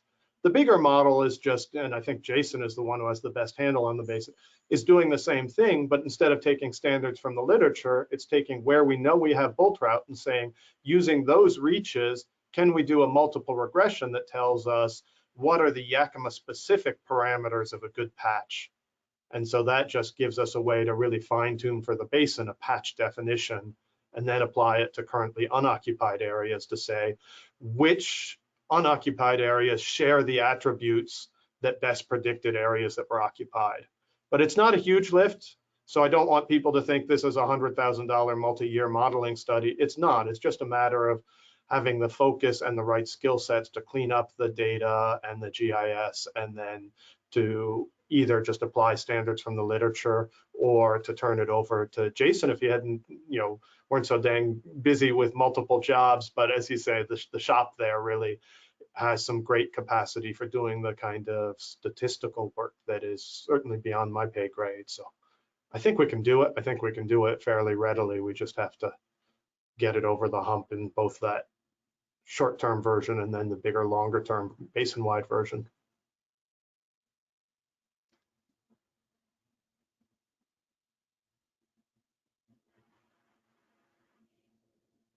Questions or comments? Thoughts on the habitat patch modeling? There's been some great papers come out in the literature lately that really lay out this approach and its value, and I think that's really supported the idea we should get this done. And once we have it, it'll be a great product to throw on the screen in these calls and talk about, hey, how does this match up with our understanding on the ground? And really ground truth that. So I think it'll be a great product we'll be talking about over time. Yeah, and we got, last time I talked to Jason Dunham, they're on a parallel trajectory over on the other side. So we're kind of bouncing things back and forth, and we're actually ahead of them at the moment, if that's possible. So we'll get there. Just a question, Alex. This is Jeff again. Does this?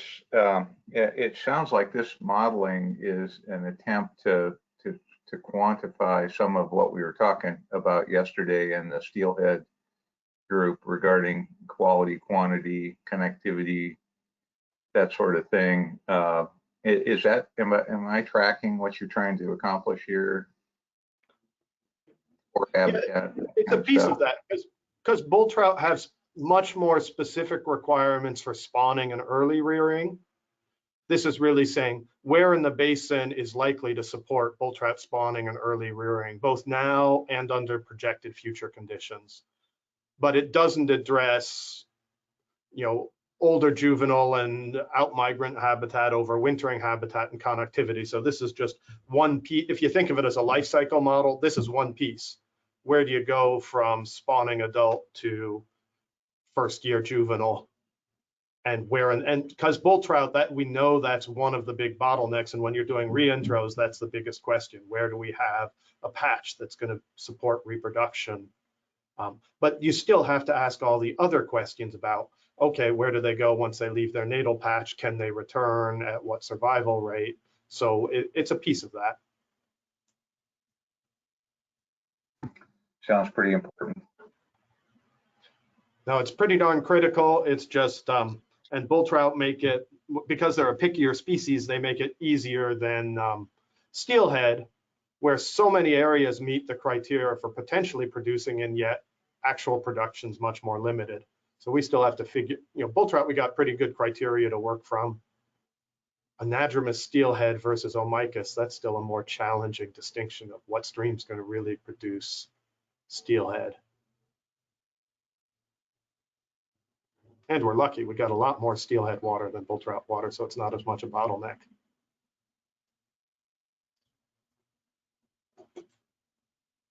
Other thoughts or comments or questions on the habitat patch modeling process?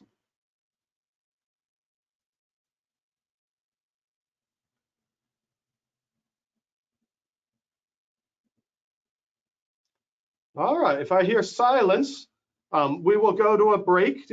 Let's go ahead and I think we can afford the full 10-minute break we planned. And when we come back, we have really one main topic. Craig Haskell's going to lead us in a review of the current draft of the YBIP 10-year plan for bull trout and looking for our feedback. And then we'll at the end just talk about when we meet next and how to get ourselves on a regular schedule through the fall and winter for these meetings. So people up for a 10-minute break? That would bring us back at 10:55 and give us most of an hour if we need it for the 10-year plan review, and 5 or 10 minutes, which is about what we need for talking about future meeting timing. Does that work for everyone? Sounds good. All right, 10:55 it is. Till soon. I'll just leave everything open, so.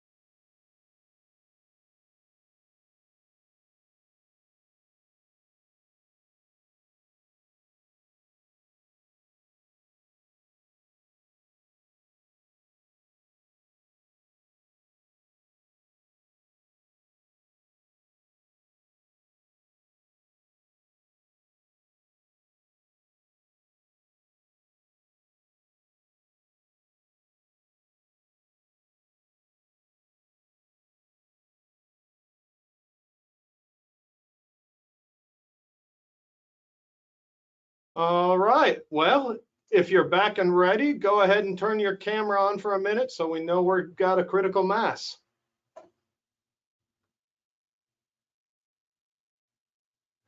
I said a minute, Steve, not like a millisecond. What you trying to hide there? Oh, you're muted. Yep. All right, looks like we are reassembling. I'll just give it another second. Craig, do you want me just to give you control and let you share the latest version of the Word doc?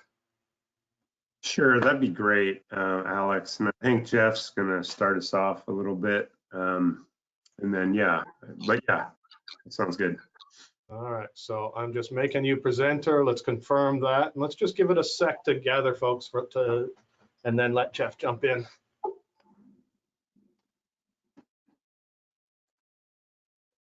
That working for you, Craig? There, perfect. Good. All right, Jeff, tell us what we're looking at and why it exists. Sure. Thanks, Alex. Well, a decade ago, when the integrated plan was created, there, as we went through the plan, it was really so heavily dependent on the benefits of connectivity at the main stem reservoir dams that Richard Bister and I, Richard was working for the Fish and Wildlife Service, and we got our heads together with Derek Sanderson with Ecology and agreed that we needed to do more for bull trout than just restore connectivity for salmon and the nutrient and ecosystem benefits of getting salmon into these headwaters. We needed to do more than that. And so Richard volunteered, as he does often, to pull together a plan that we often call the BTE, or Bull Trout Enhancement Plan. And that's been close to a decade ago, and we're launching off into the second decade of the integrated plan.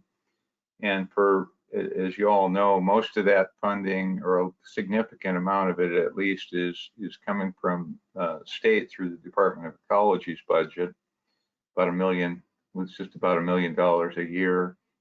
And that provides a considerable amount of the cost share that we do with reclamation for bull trout work. For the state, and for any enterprise, having a plan, and we're required to do in the state government, required to do 10-year capital plans, and they're rolling capital plans, so they get updated when appropriate. But where we're at right now is updating, refreshing the bull trout enhancement plan, using that for the purposes of state capital budget planning. It can operate as the state's capital plan.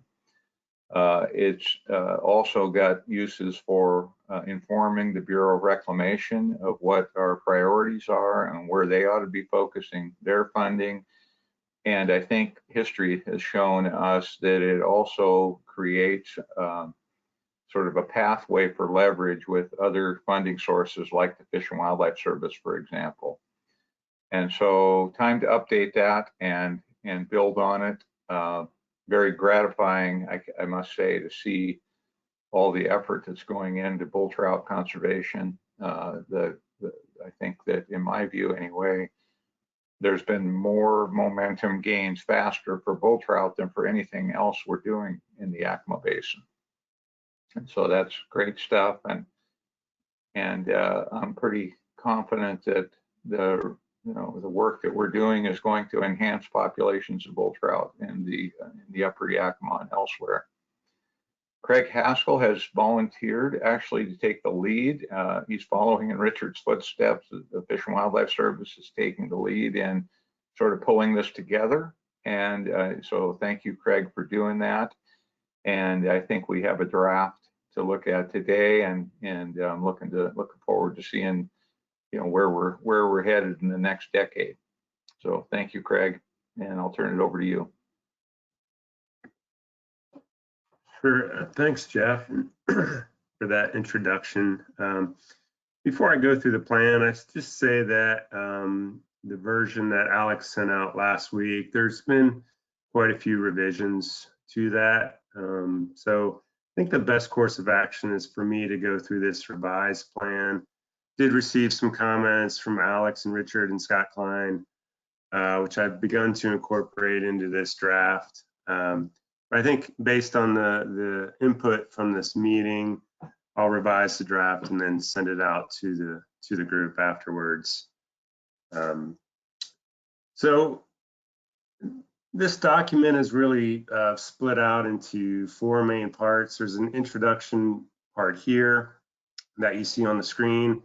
And really, I pulled this directly from the main STEM plan. So the Habitat Subcommittee 10-year plan that we're working on really has 2 portions. There's the main STEM plan, which is the major part of the portfolio and where most of the funding goes, but also this bull trout plan. And so this time around, we're doing 2 separate plans, but this portion of this plan, this overview of the Habitat Subcommittee and how it interacts with the integrated plan, I pulled that directly from the main STEM plan, which Sean Gross led the development of that part of the plan.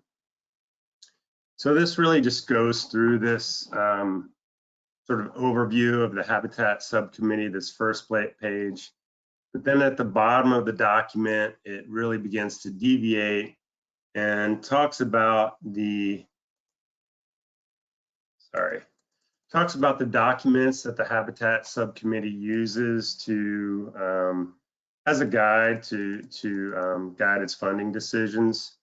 And those are the integrated plan itself, the recovery plans for the United States for bull trout, and the Mid-Columbia portion of that, developed by the U.S. Fish and Wildlife Service in 2015. The Yakima Basin Bull Trout Action Plan, which I hope most people on the call are familiar with. And then lastly, the Bull Trout Enhancement Plan developed by the Bureau. And there's been some talk about sort of updates to a couple of these plans, which I didn't really include sort of the plan for updates going forward, but I'd sure like to include that. So yeah, if anybody has any timelines for updates to either one of these plans, I'd like to include that here.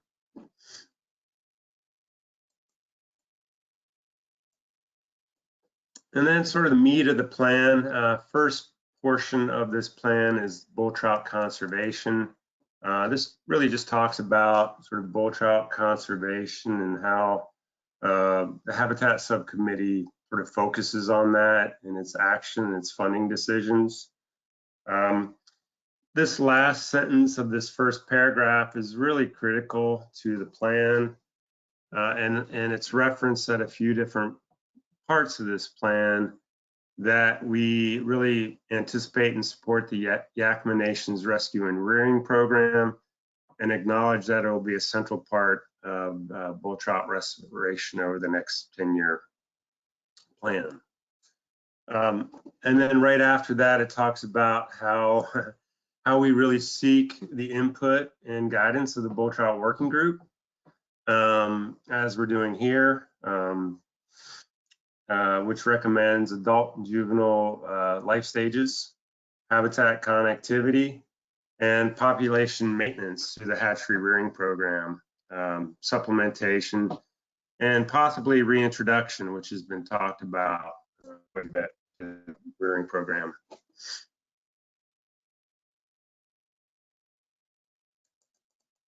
Any questions so far as I move along?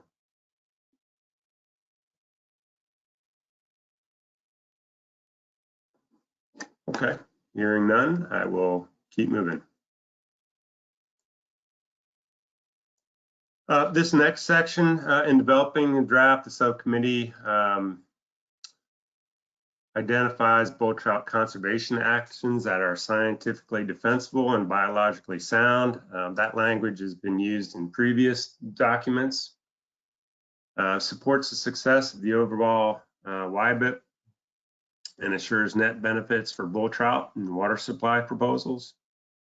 Then recognizes funding from other sources. It's really a key part of the plan to leverage those other sources and to fill in the gaps where those other sources can't meet those needs. As an example, surfboard funds and other Washington Department of Ecology funds.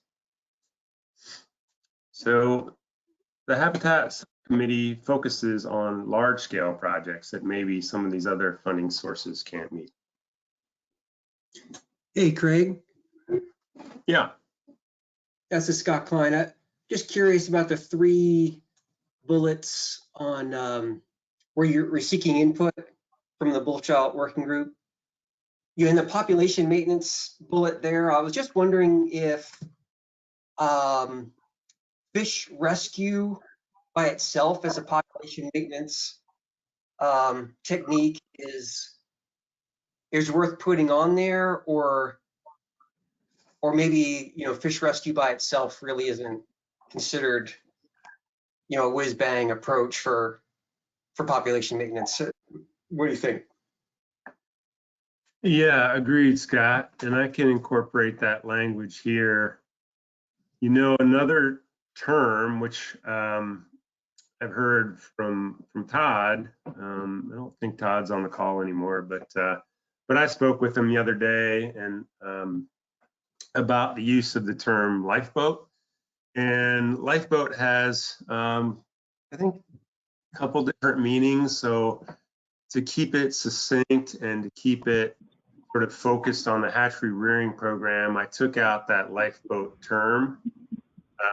But that is a term that I could incorporate too. But yeah, Scott, to answer your question, I think that's a good idea. Okay, I'm on the call. Tough to.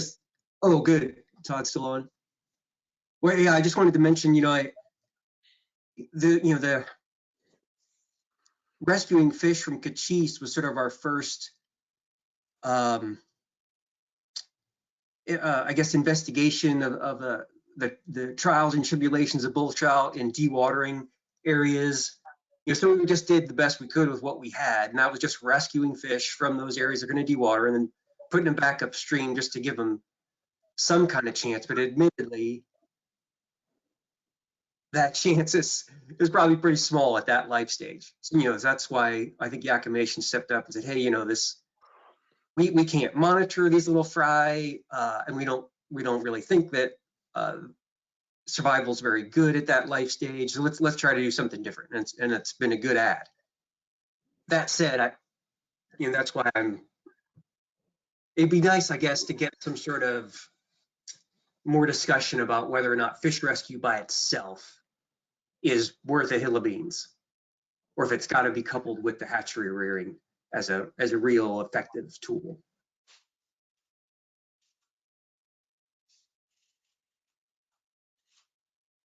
Just some thoughts. I don't know where you put that in this document, but think about it. Hey, Craig, if I may just say a few quick words. And I think most of everybody on this meeting remembers this, but we also are keeping a specific project list of different actions that we can take that sits behind this plan. So this plan, speaks in general terms of different actions, but there is a project list that was presented to the work group.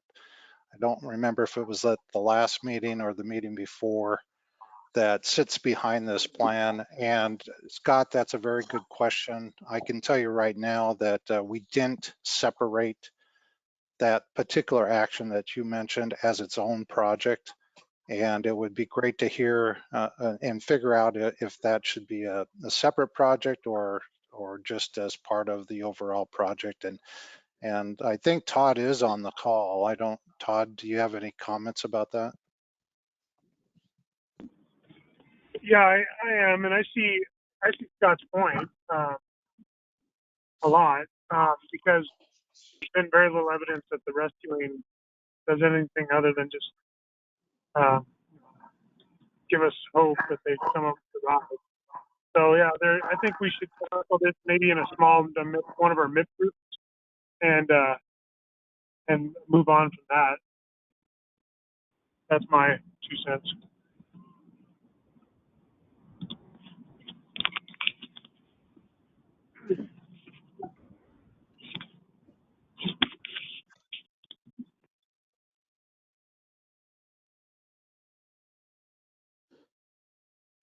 Okay, sounds great. Thanks for those comments.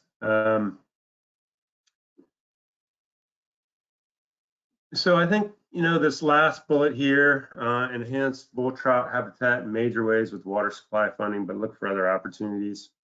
Use the example of infrastructure funds should these sources diminish. So, and I think that's what I talked about previously, looking for other ways to leverage other funds and bring those into the program.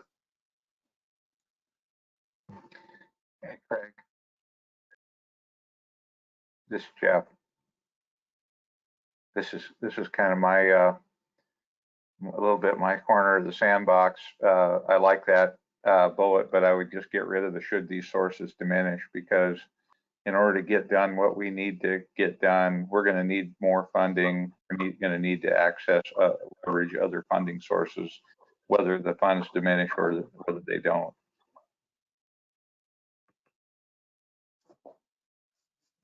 Okay, great.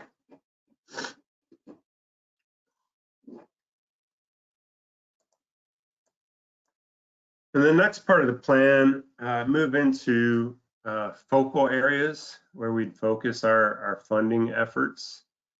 Could organize this in a number of different ways, and we've kind of gone back and forth on this a little bit, but really chose to use 3 different focal areas. The first being the upper Yakima fish populations or bull trout populations.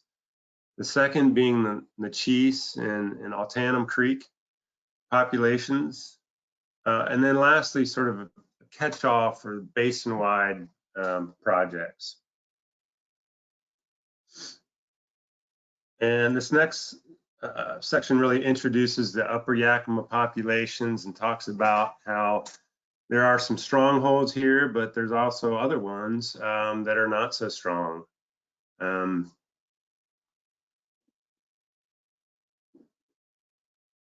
So I'll just keep going down here to the table that we developed, and I think everybody's pretty much familiar with Gold Creek and Box Canyon Creek, Cochise River.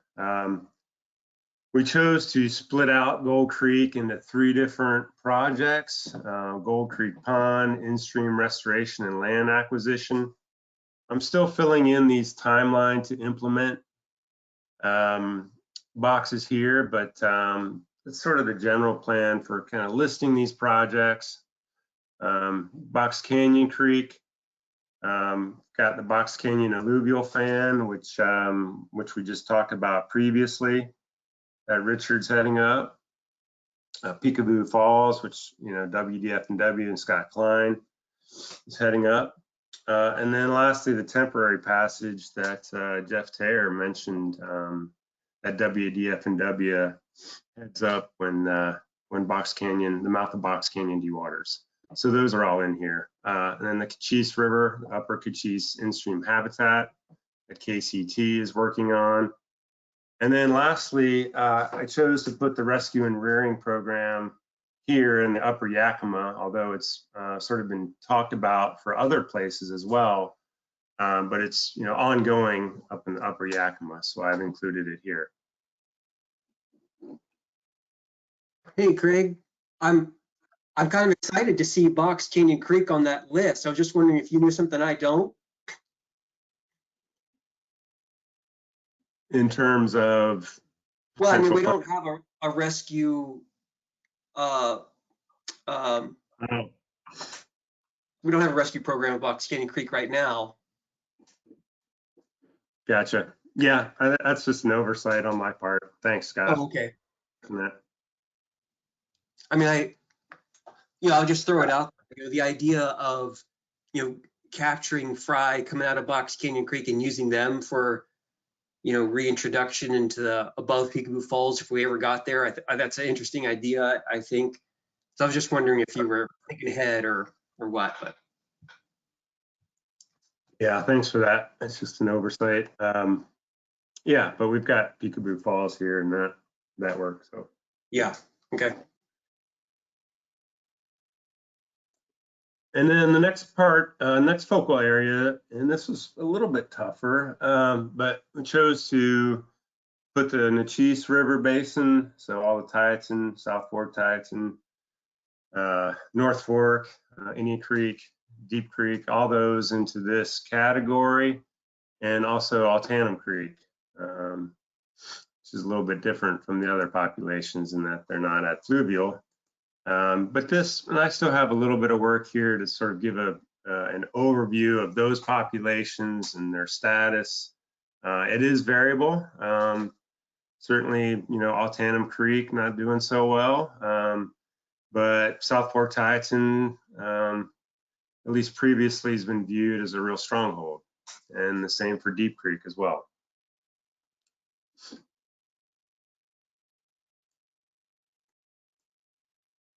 So following the similar form previous table for the Upper Yakima, these are the Neches, Altanum, bull trout projects and timelines. Please speak up if you feel like I'm leaving anything out here. I think Altanum Creek, the last one at the bottom of the table, has been talked about in terms of the rescue and rearing program, in terms of supplementation. So I've included that here in the plan. Big part of the long-term planning is South Fork Tieton, Tieton Dam fish passage. So I've got that as more than 5 years, but I know the Bureau has started to plan for that.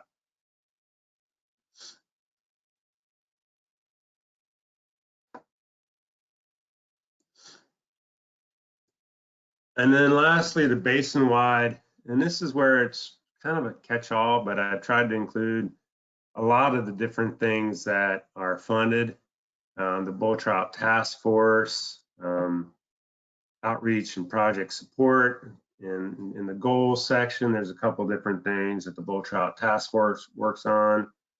The acoustic tag monitoring that the U.S. Fish and Wildlife Service heads up in the Upper Yakima Basin. That's in here.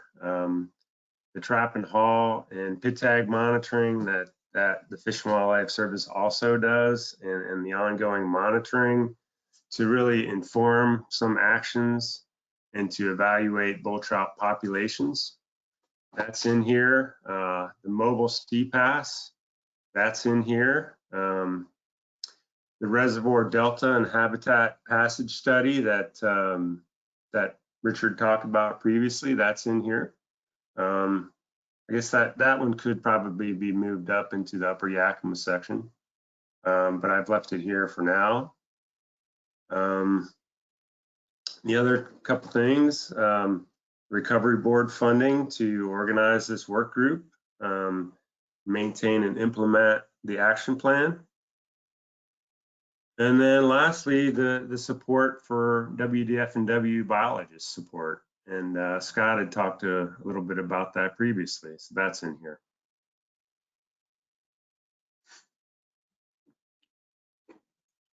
Any questions on that or comments? Yeah, since you know, there is such a strong, Craig, there's such a strong connection between the Bureau and state on these bull trout actions. You know, it might be worth just putting the reservoir bed passage, annual reservoir bed passage work in here, because almost everything we're doing between the state and the Bureau for bull trout is in here. Might as well not leave one thing off.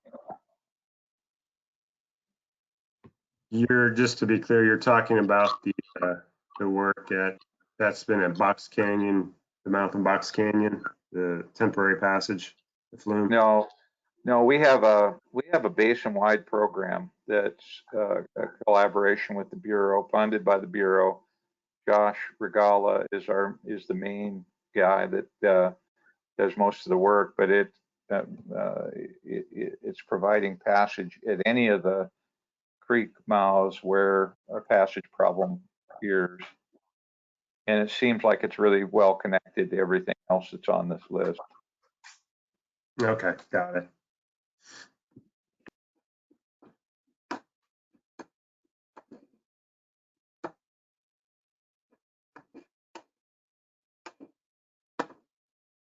feel like that was originally in the basin-wide list, Craig, so I don't know if it moved in the migration or. Yeah, I think it did. So I can put it back here.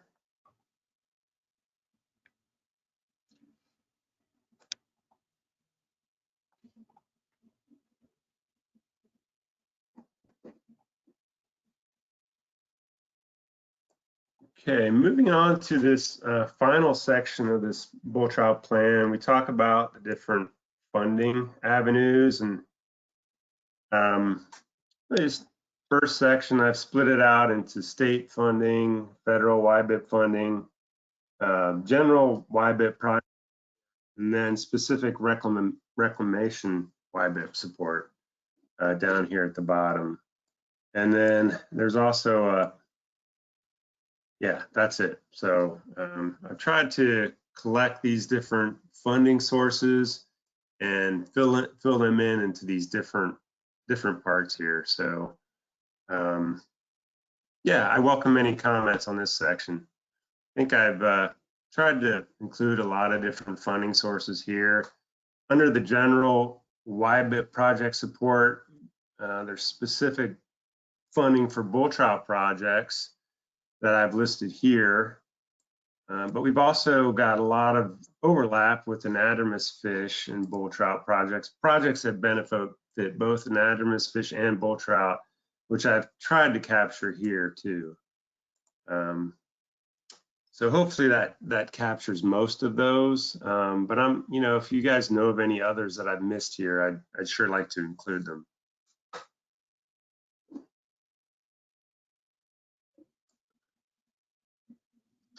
Can't see so one other thing that I don't know how it fits, Craig, but I think the Easton facility is actually congressionally directed funding.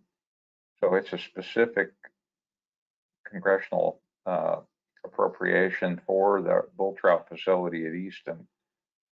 And I'm not sure if that's captured here somewhere or not, but that's a pretty big move forward, I would say, in the rescue, rear, and reintroduce category. Yeah, that's great, Jeff. And I can include that in the general federal support here, I think. That would fit nicely there. Yeah, and that is a particularly interesting one because it's a Kittitas Reclamation District specific congressional authorization partnership with the Yakima Nation. So KRD is the landowner there. So anyway, I'm not exactly sure how to capture that, but it's an important action that's going to happen in the next 10 years.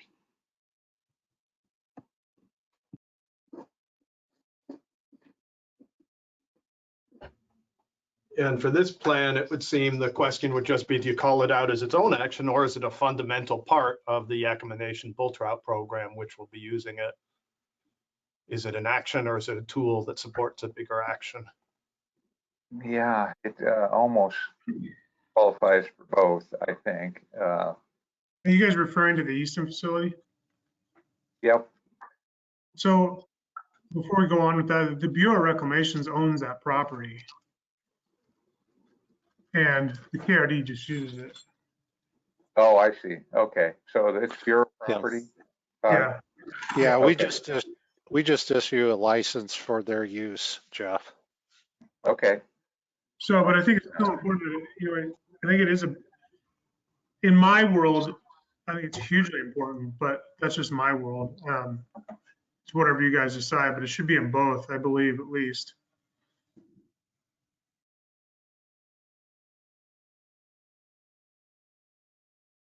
Okay, I will definitely include it and think hard about where to include it in this plan. That's a good point.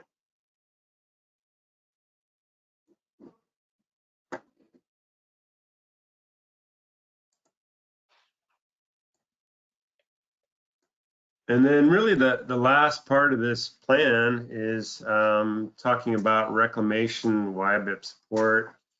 And Richard and I sort of worked on this section together, but it really lays out a lot of Bureau's funds and things that they fund. Clear passage, there's estimated funding here. Above that, there's tributary enhancement, South Fork Tieton fish passage funding, 10-year estimate, Yakima Nation's bull trout restoration monitoring program, supplementation facility that we've talked about, reservoir temporary passage program, and technical and environmental compliance. So there's a lot here that we've included here, reclamation support. And then there's a final note here about that YARB-WEP may receive additional federal funding through congressionally directed appropriations. So that's it. That's the plan as it stands now. Yeah, I welcome any comments, thoughts, criticism.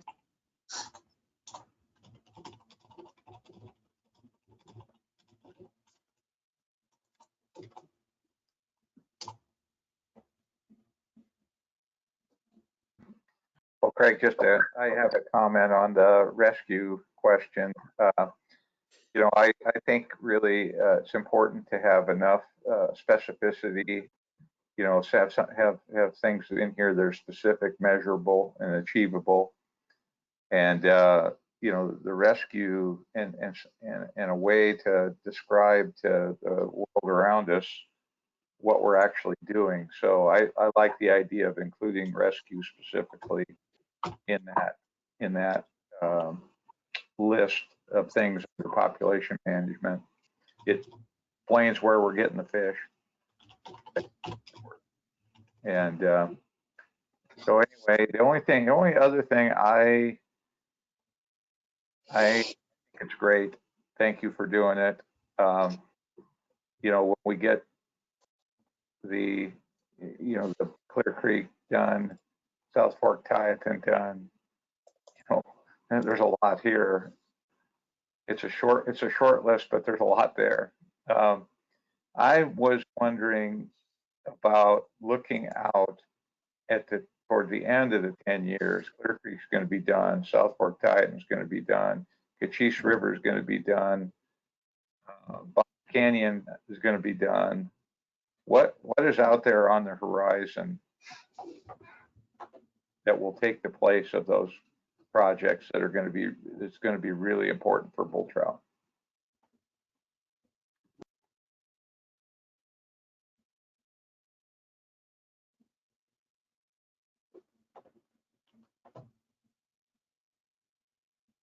I don't think you mentioned Gold Creek. Gold Creek will still be in the mix. Yeah, you know, you're right.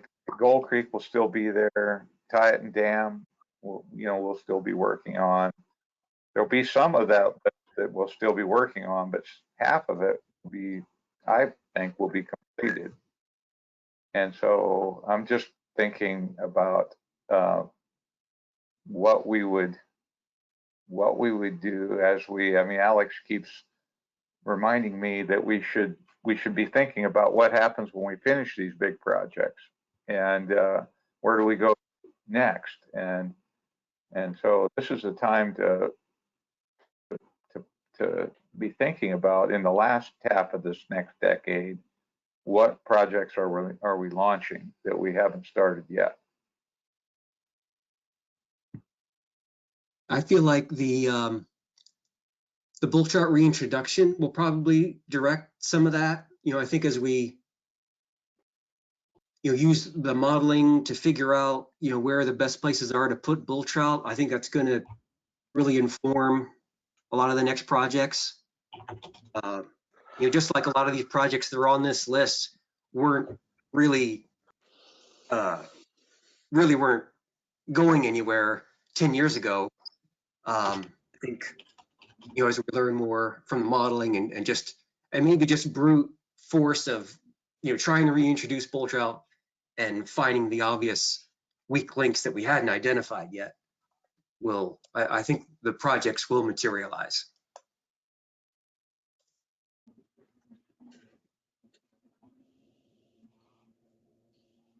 That might be a thought, would be to use your patch size analysis and the delta analysis to at least queue up projects that would occur following that. I mean, maybe those are a couple of assessments that are happening now that we anticipate will lead us to projects. Maybe that's worth sort of tying that into the plan. I saw Jason put up there a Deep Creek solution. I think that's also worth considering. As I understand, Deep Creek, there are issues there that we're concerned about. So anyway, I just want to really encourage this group to, there's a fine line between what's measurable and achieved, that's specific, measurable, achievable, and realistic, and that you can tie a timeline to, and the balance between that and just having what you wish would happen. And I think the goal here is to walk that line, get out there to the things that we think we should do that maybe are achievable and maybe not. That line between a wish list and a safe list is the one we want to be walking on.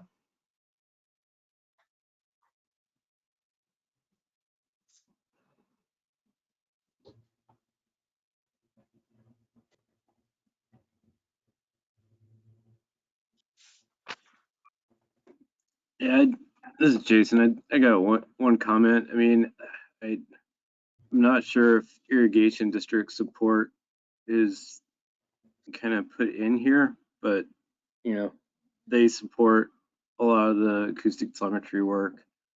They support Yakima Nation stuff.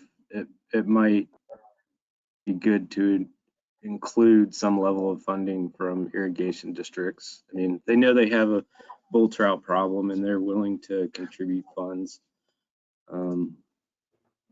Not sure if it needs to be in here or not. That's a good idea. That's a good thought, Jason. Agree, Jason.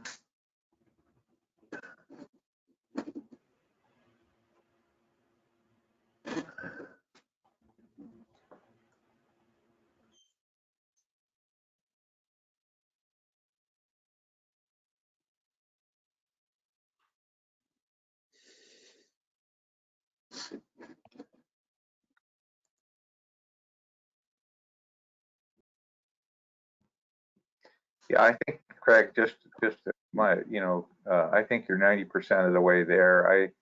I guess I'm just asking the group here, to push the envelope a little bit on what we should be doing down the road. What's out there that we could be doing that we're not doing that we should be doing. So what about, I don't know if we want to include this in this document, but like brook trout eradication, like the YY program, any of that? Todd, if it's going to help bull trout and it's achievable, then I think we should include it. So Todd and Jeff, I guess as I was, and here's a challenge. So the Yakima Nation is doing a lot of different actions with their bull trout restoration and monitoring project, and that's one of them. So it's incorporated into that, but are you talking about a totally separate effort, Todd, to escalate that? It could be. I don't know how big we want to make it, but if we want to just keep it inside that effort, that's fine. and make it directed, then that's fine too. I just brought it up. I don't have a big plan for it. Right now, I'm trying to like think about the few spots in the Teanaway and or like the Waptus area that we're really gonna have to work on. So I guess I'm kind of up in the air, whatever you guys think, because it is included in our plans. Yeah, and I guess that brings up an important point. A lot of times, some of us that are really close to these projects know what's included in them, but maybe we need to add a little bit more detail to a few of them. That's, yeah, that may be so, Richard. I was also thinking about, trying to project down the road, what would we be asking other funding sources for funding to do? Let's just not completely assume that we're at, stuck at the amount of money we're getting right now. Yeah, if we had more money, what would we want to do? Yeah, Jeff, and I think the Yakima Nations program's a lot like the other ones that you mentioned earlier. We're trying to understand the issues and trying to understand how to deal with them. And I would expect you'll see, you're already seeing several project proposals out of the Yakima Nation program. And so that's another one of those where you'll get additional requests over time developed out of that work. Yeah, and some people call it, we call it adaptive management. Other people call it, you guys don't have your shit together. You got to, but coming up with crazy ideas is kind of our deal, right? I mean, and if one thing doesn't work, we're not going to keep doing it. So I think it's important to push the envelope and continue with adaptive management over the next 10 years. So I guess the point, another point I'm trying to get at is, yeah, we probably, Todd, if you guys need additional resources to take that to the next level, we should probably try to put something in there to forecast that need.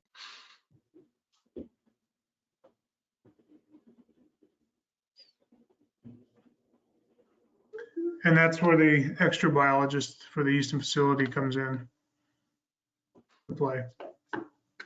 Those additional resources. Yep.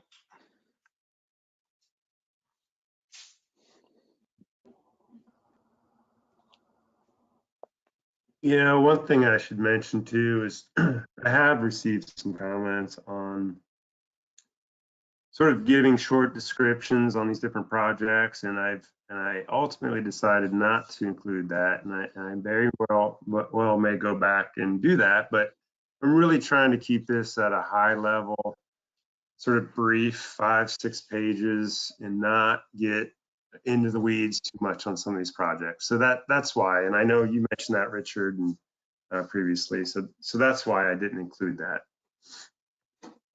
Yeah, and as I mentioned earlier, there is the project action list in the background. We can put that type of detail into that spreadsheet.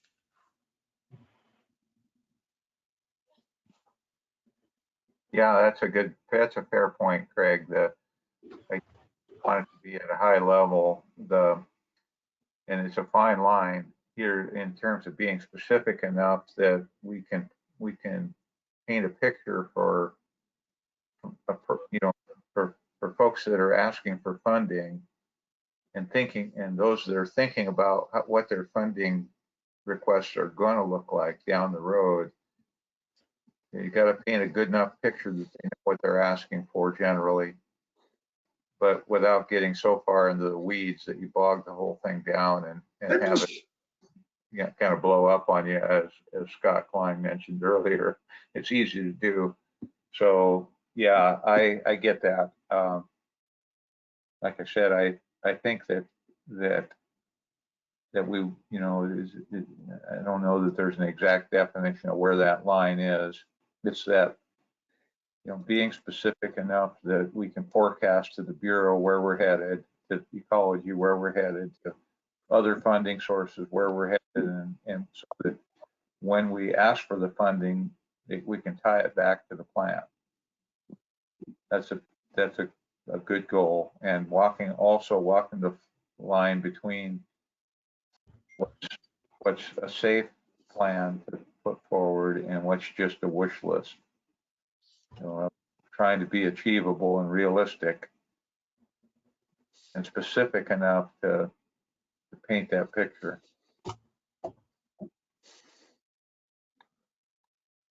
And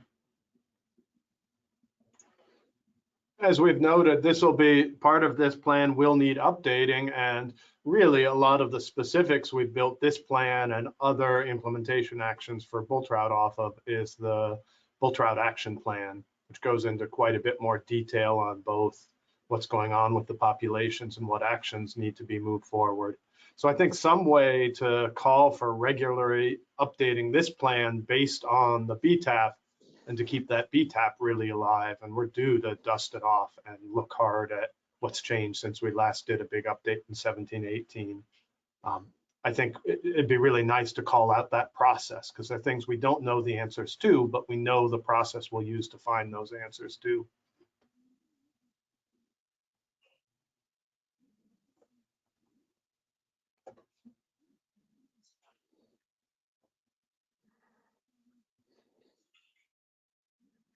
Yeah, thanks, Alex. Good comment.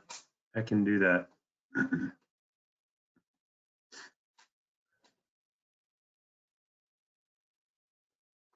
Well, once again, I just want to say thanks, Craig, and I know Richard, you put in a fair amount of work, and Alex is as well on this. So I appreciate where we're at on this, and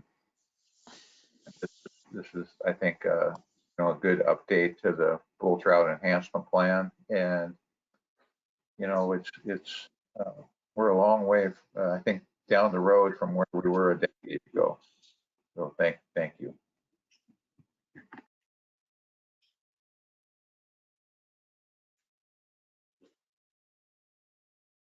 Alex, what do you think a good timeline would be for me to get this back out to the group for comment? It's really what time you need to get it to a version you'd like to share, and then we can work back from that to set a date for further feedback. Okay, well, I will stay in contact with you on that. Okay. So plan is to send out the version edited now, and you do want one more round of feedback from members of the bull trout work group then? Well, I think I'll update it based on the comments today before I send it out. Well, I'll send it, and then you can send it out to the bull But trout when you group. send it out, you're still looking for feedback, or is it already moving towards other groups? No, I'd still be looking for any other feedback. That'd be fine. Right. No, we can set up that with an email loop.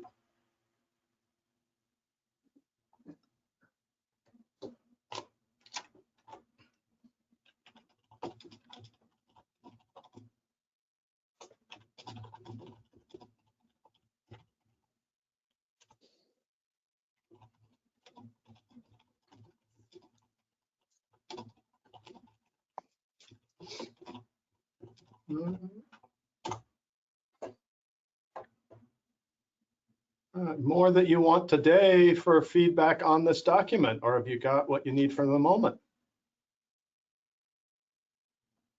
I think we're good. I think we're good. I really appreciate the discussion from everyone. Great. Great. All right. Any follow-up from members of the audience about this process, this product, and the feedback, the email feedback we'll be asking for when Craig gets the next version together?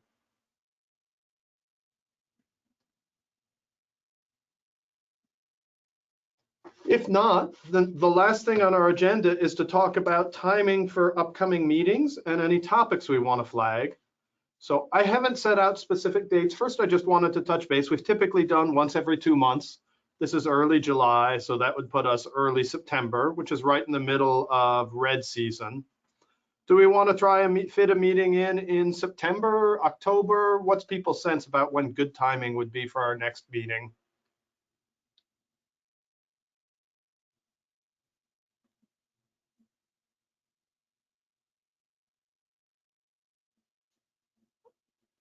I would tentatively say last week September or first week October, unless people think there's too much overlap with field season and we want to push it further back. I'll just mention that we don't have red surveys scheduled on Friday usually. I mean, there will be a lot of 4-day weeks, I think, for some people during red survey season. So that might limit the number of people who can make it Friday. But Fridays are, there's no red survey scheduled for Friday right now.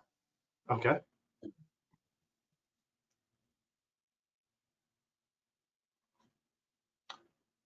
So tentative proposal for a Friday, last week of September or early October?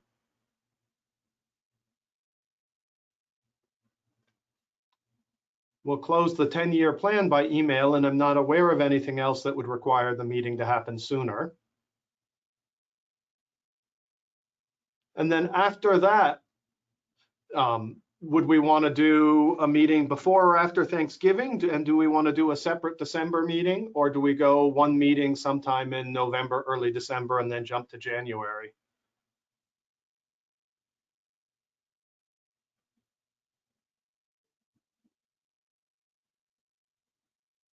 Any preferences there?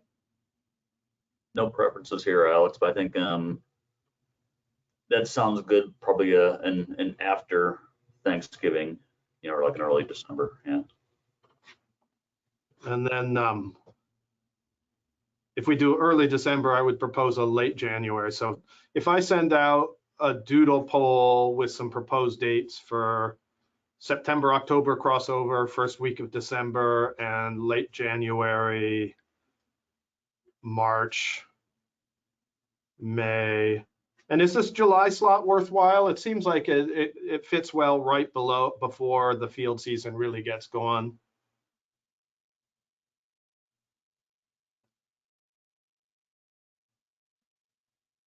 Yeah, it seems well placed for me anyways.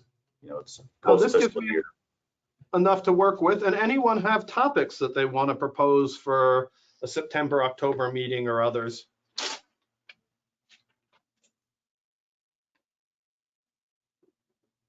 And certainly we'll have opportunity nearer. I'm thinking that I'm not sure whether it'll be the September, October, or December, but one of those we'll probably want to talk about the species status assessment, the threats review, and the other listing-wide processes we've engaged with. So Alex, let's see if we can, I'll be having a conversation with Aaron and Jeff, I think later on this afternoon. Maybe I'll mention that to them and see if September would be a good time for that. If I remember right, I think they were shooting for at least an initial review of that document for probably, early this fall, and maybe it'll go out to a larger audience later in the fall. So maybe they'll have a timeline by then. Now that'll be perfect. And if it warrants it, we can go back to our morning focused work session, afternoon general meeting format. Right. And while no one took up the offer of coming into our offer this time, we're definitely now set up to do hybrid meetings and certainly welcome people in the office, also knowing that some people at some times are going to stick with digital because it's worked quite well in a lot of ways. So other topics to highlight potentially for September?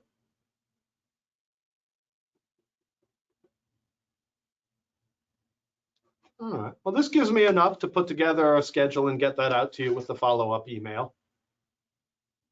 Any other topics people want to hit before we adjourn?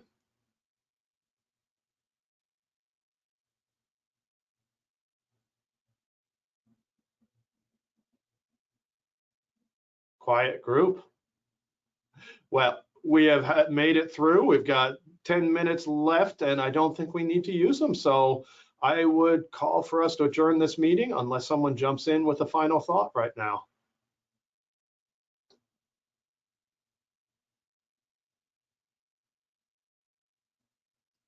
All right, I can already hear everyone's fridge doors opening and the microwaves clicking as the leftovers go in for lunchtime.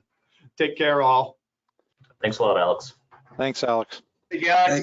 Thanks, everybody.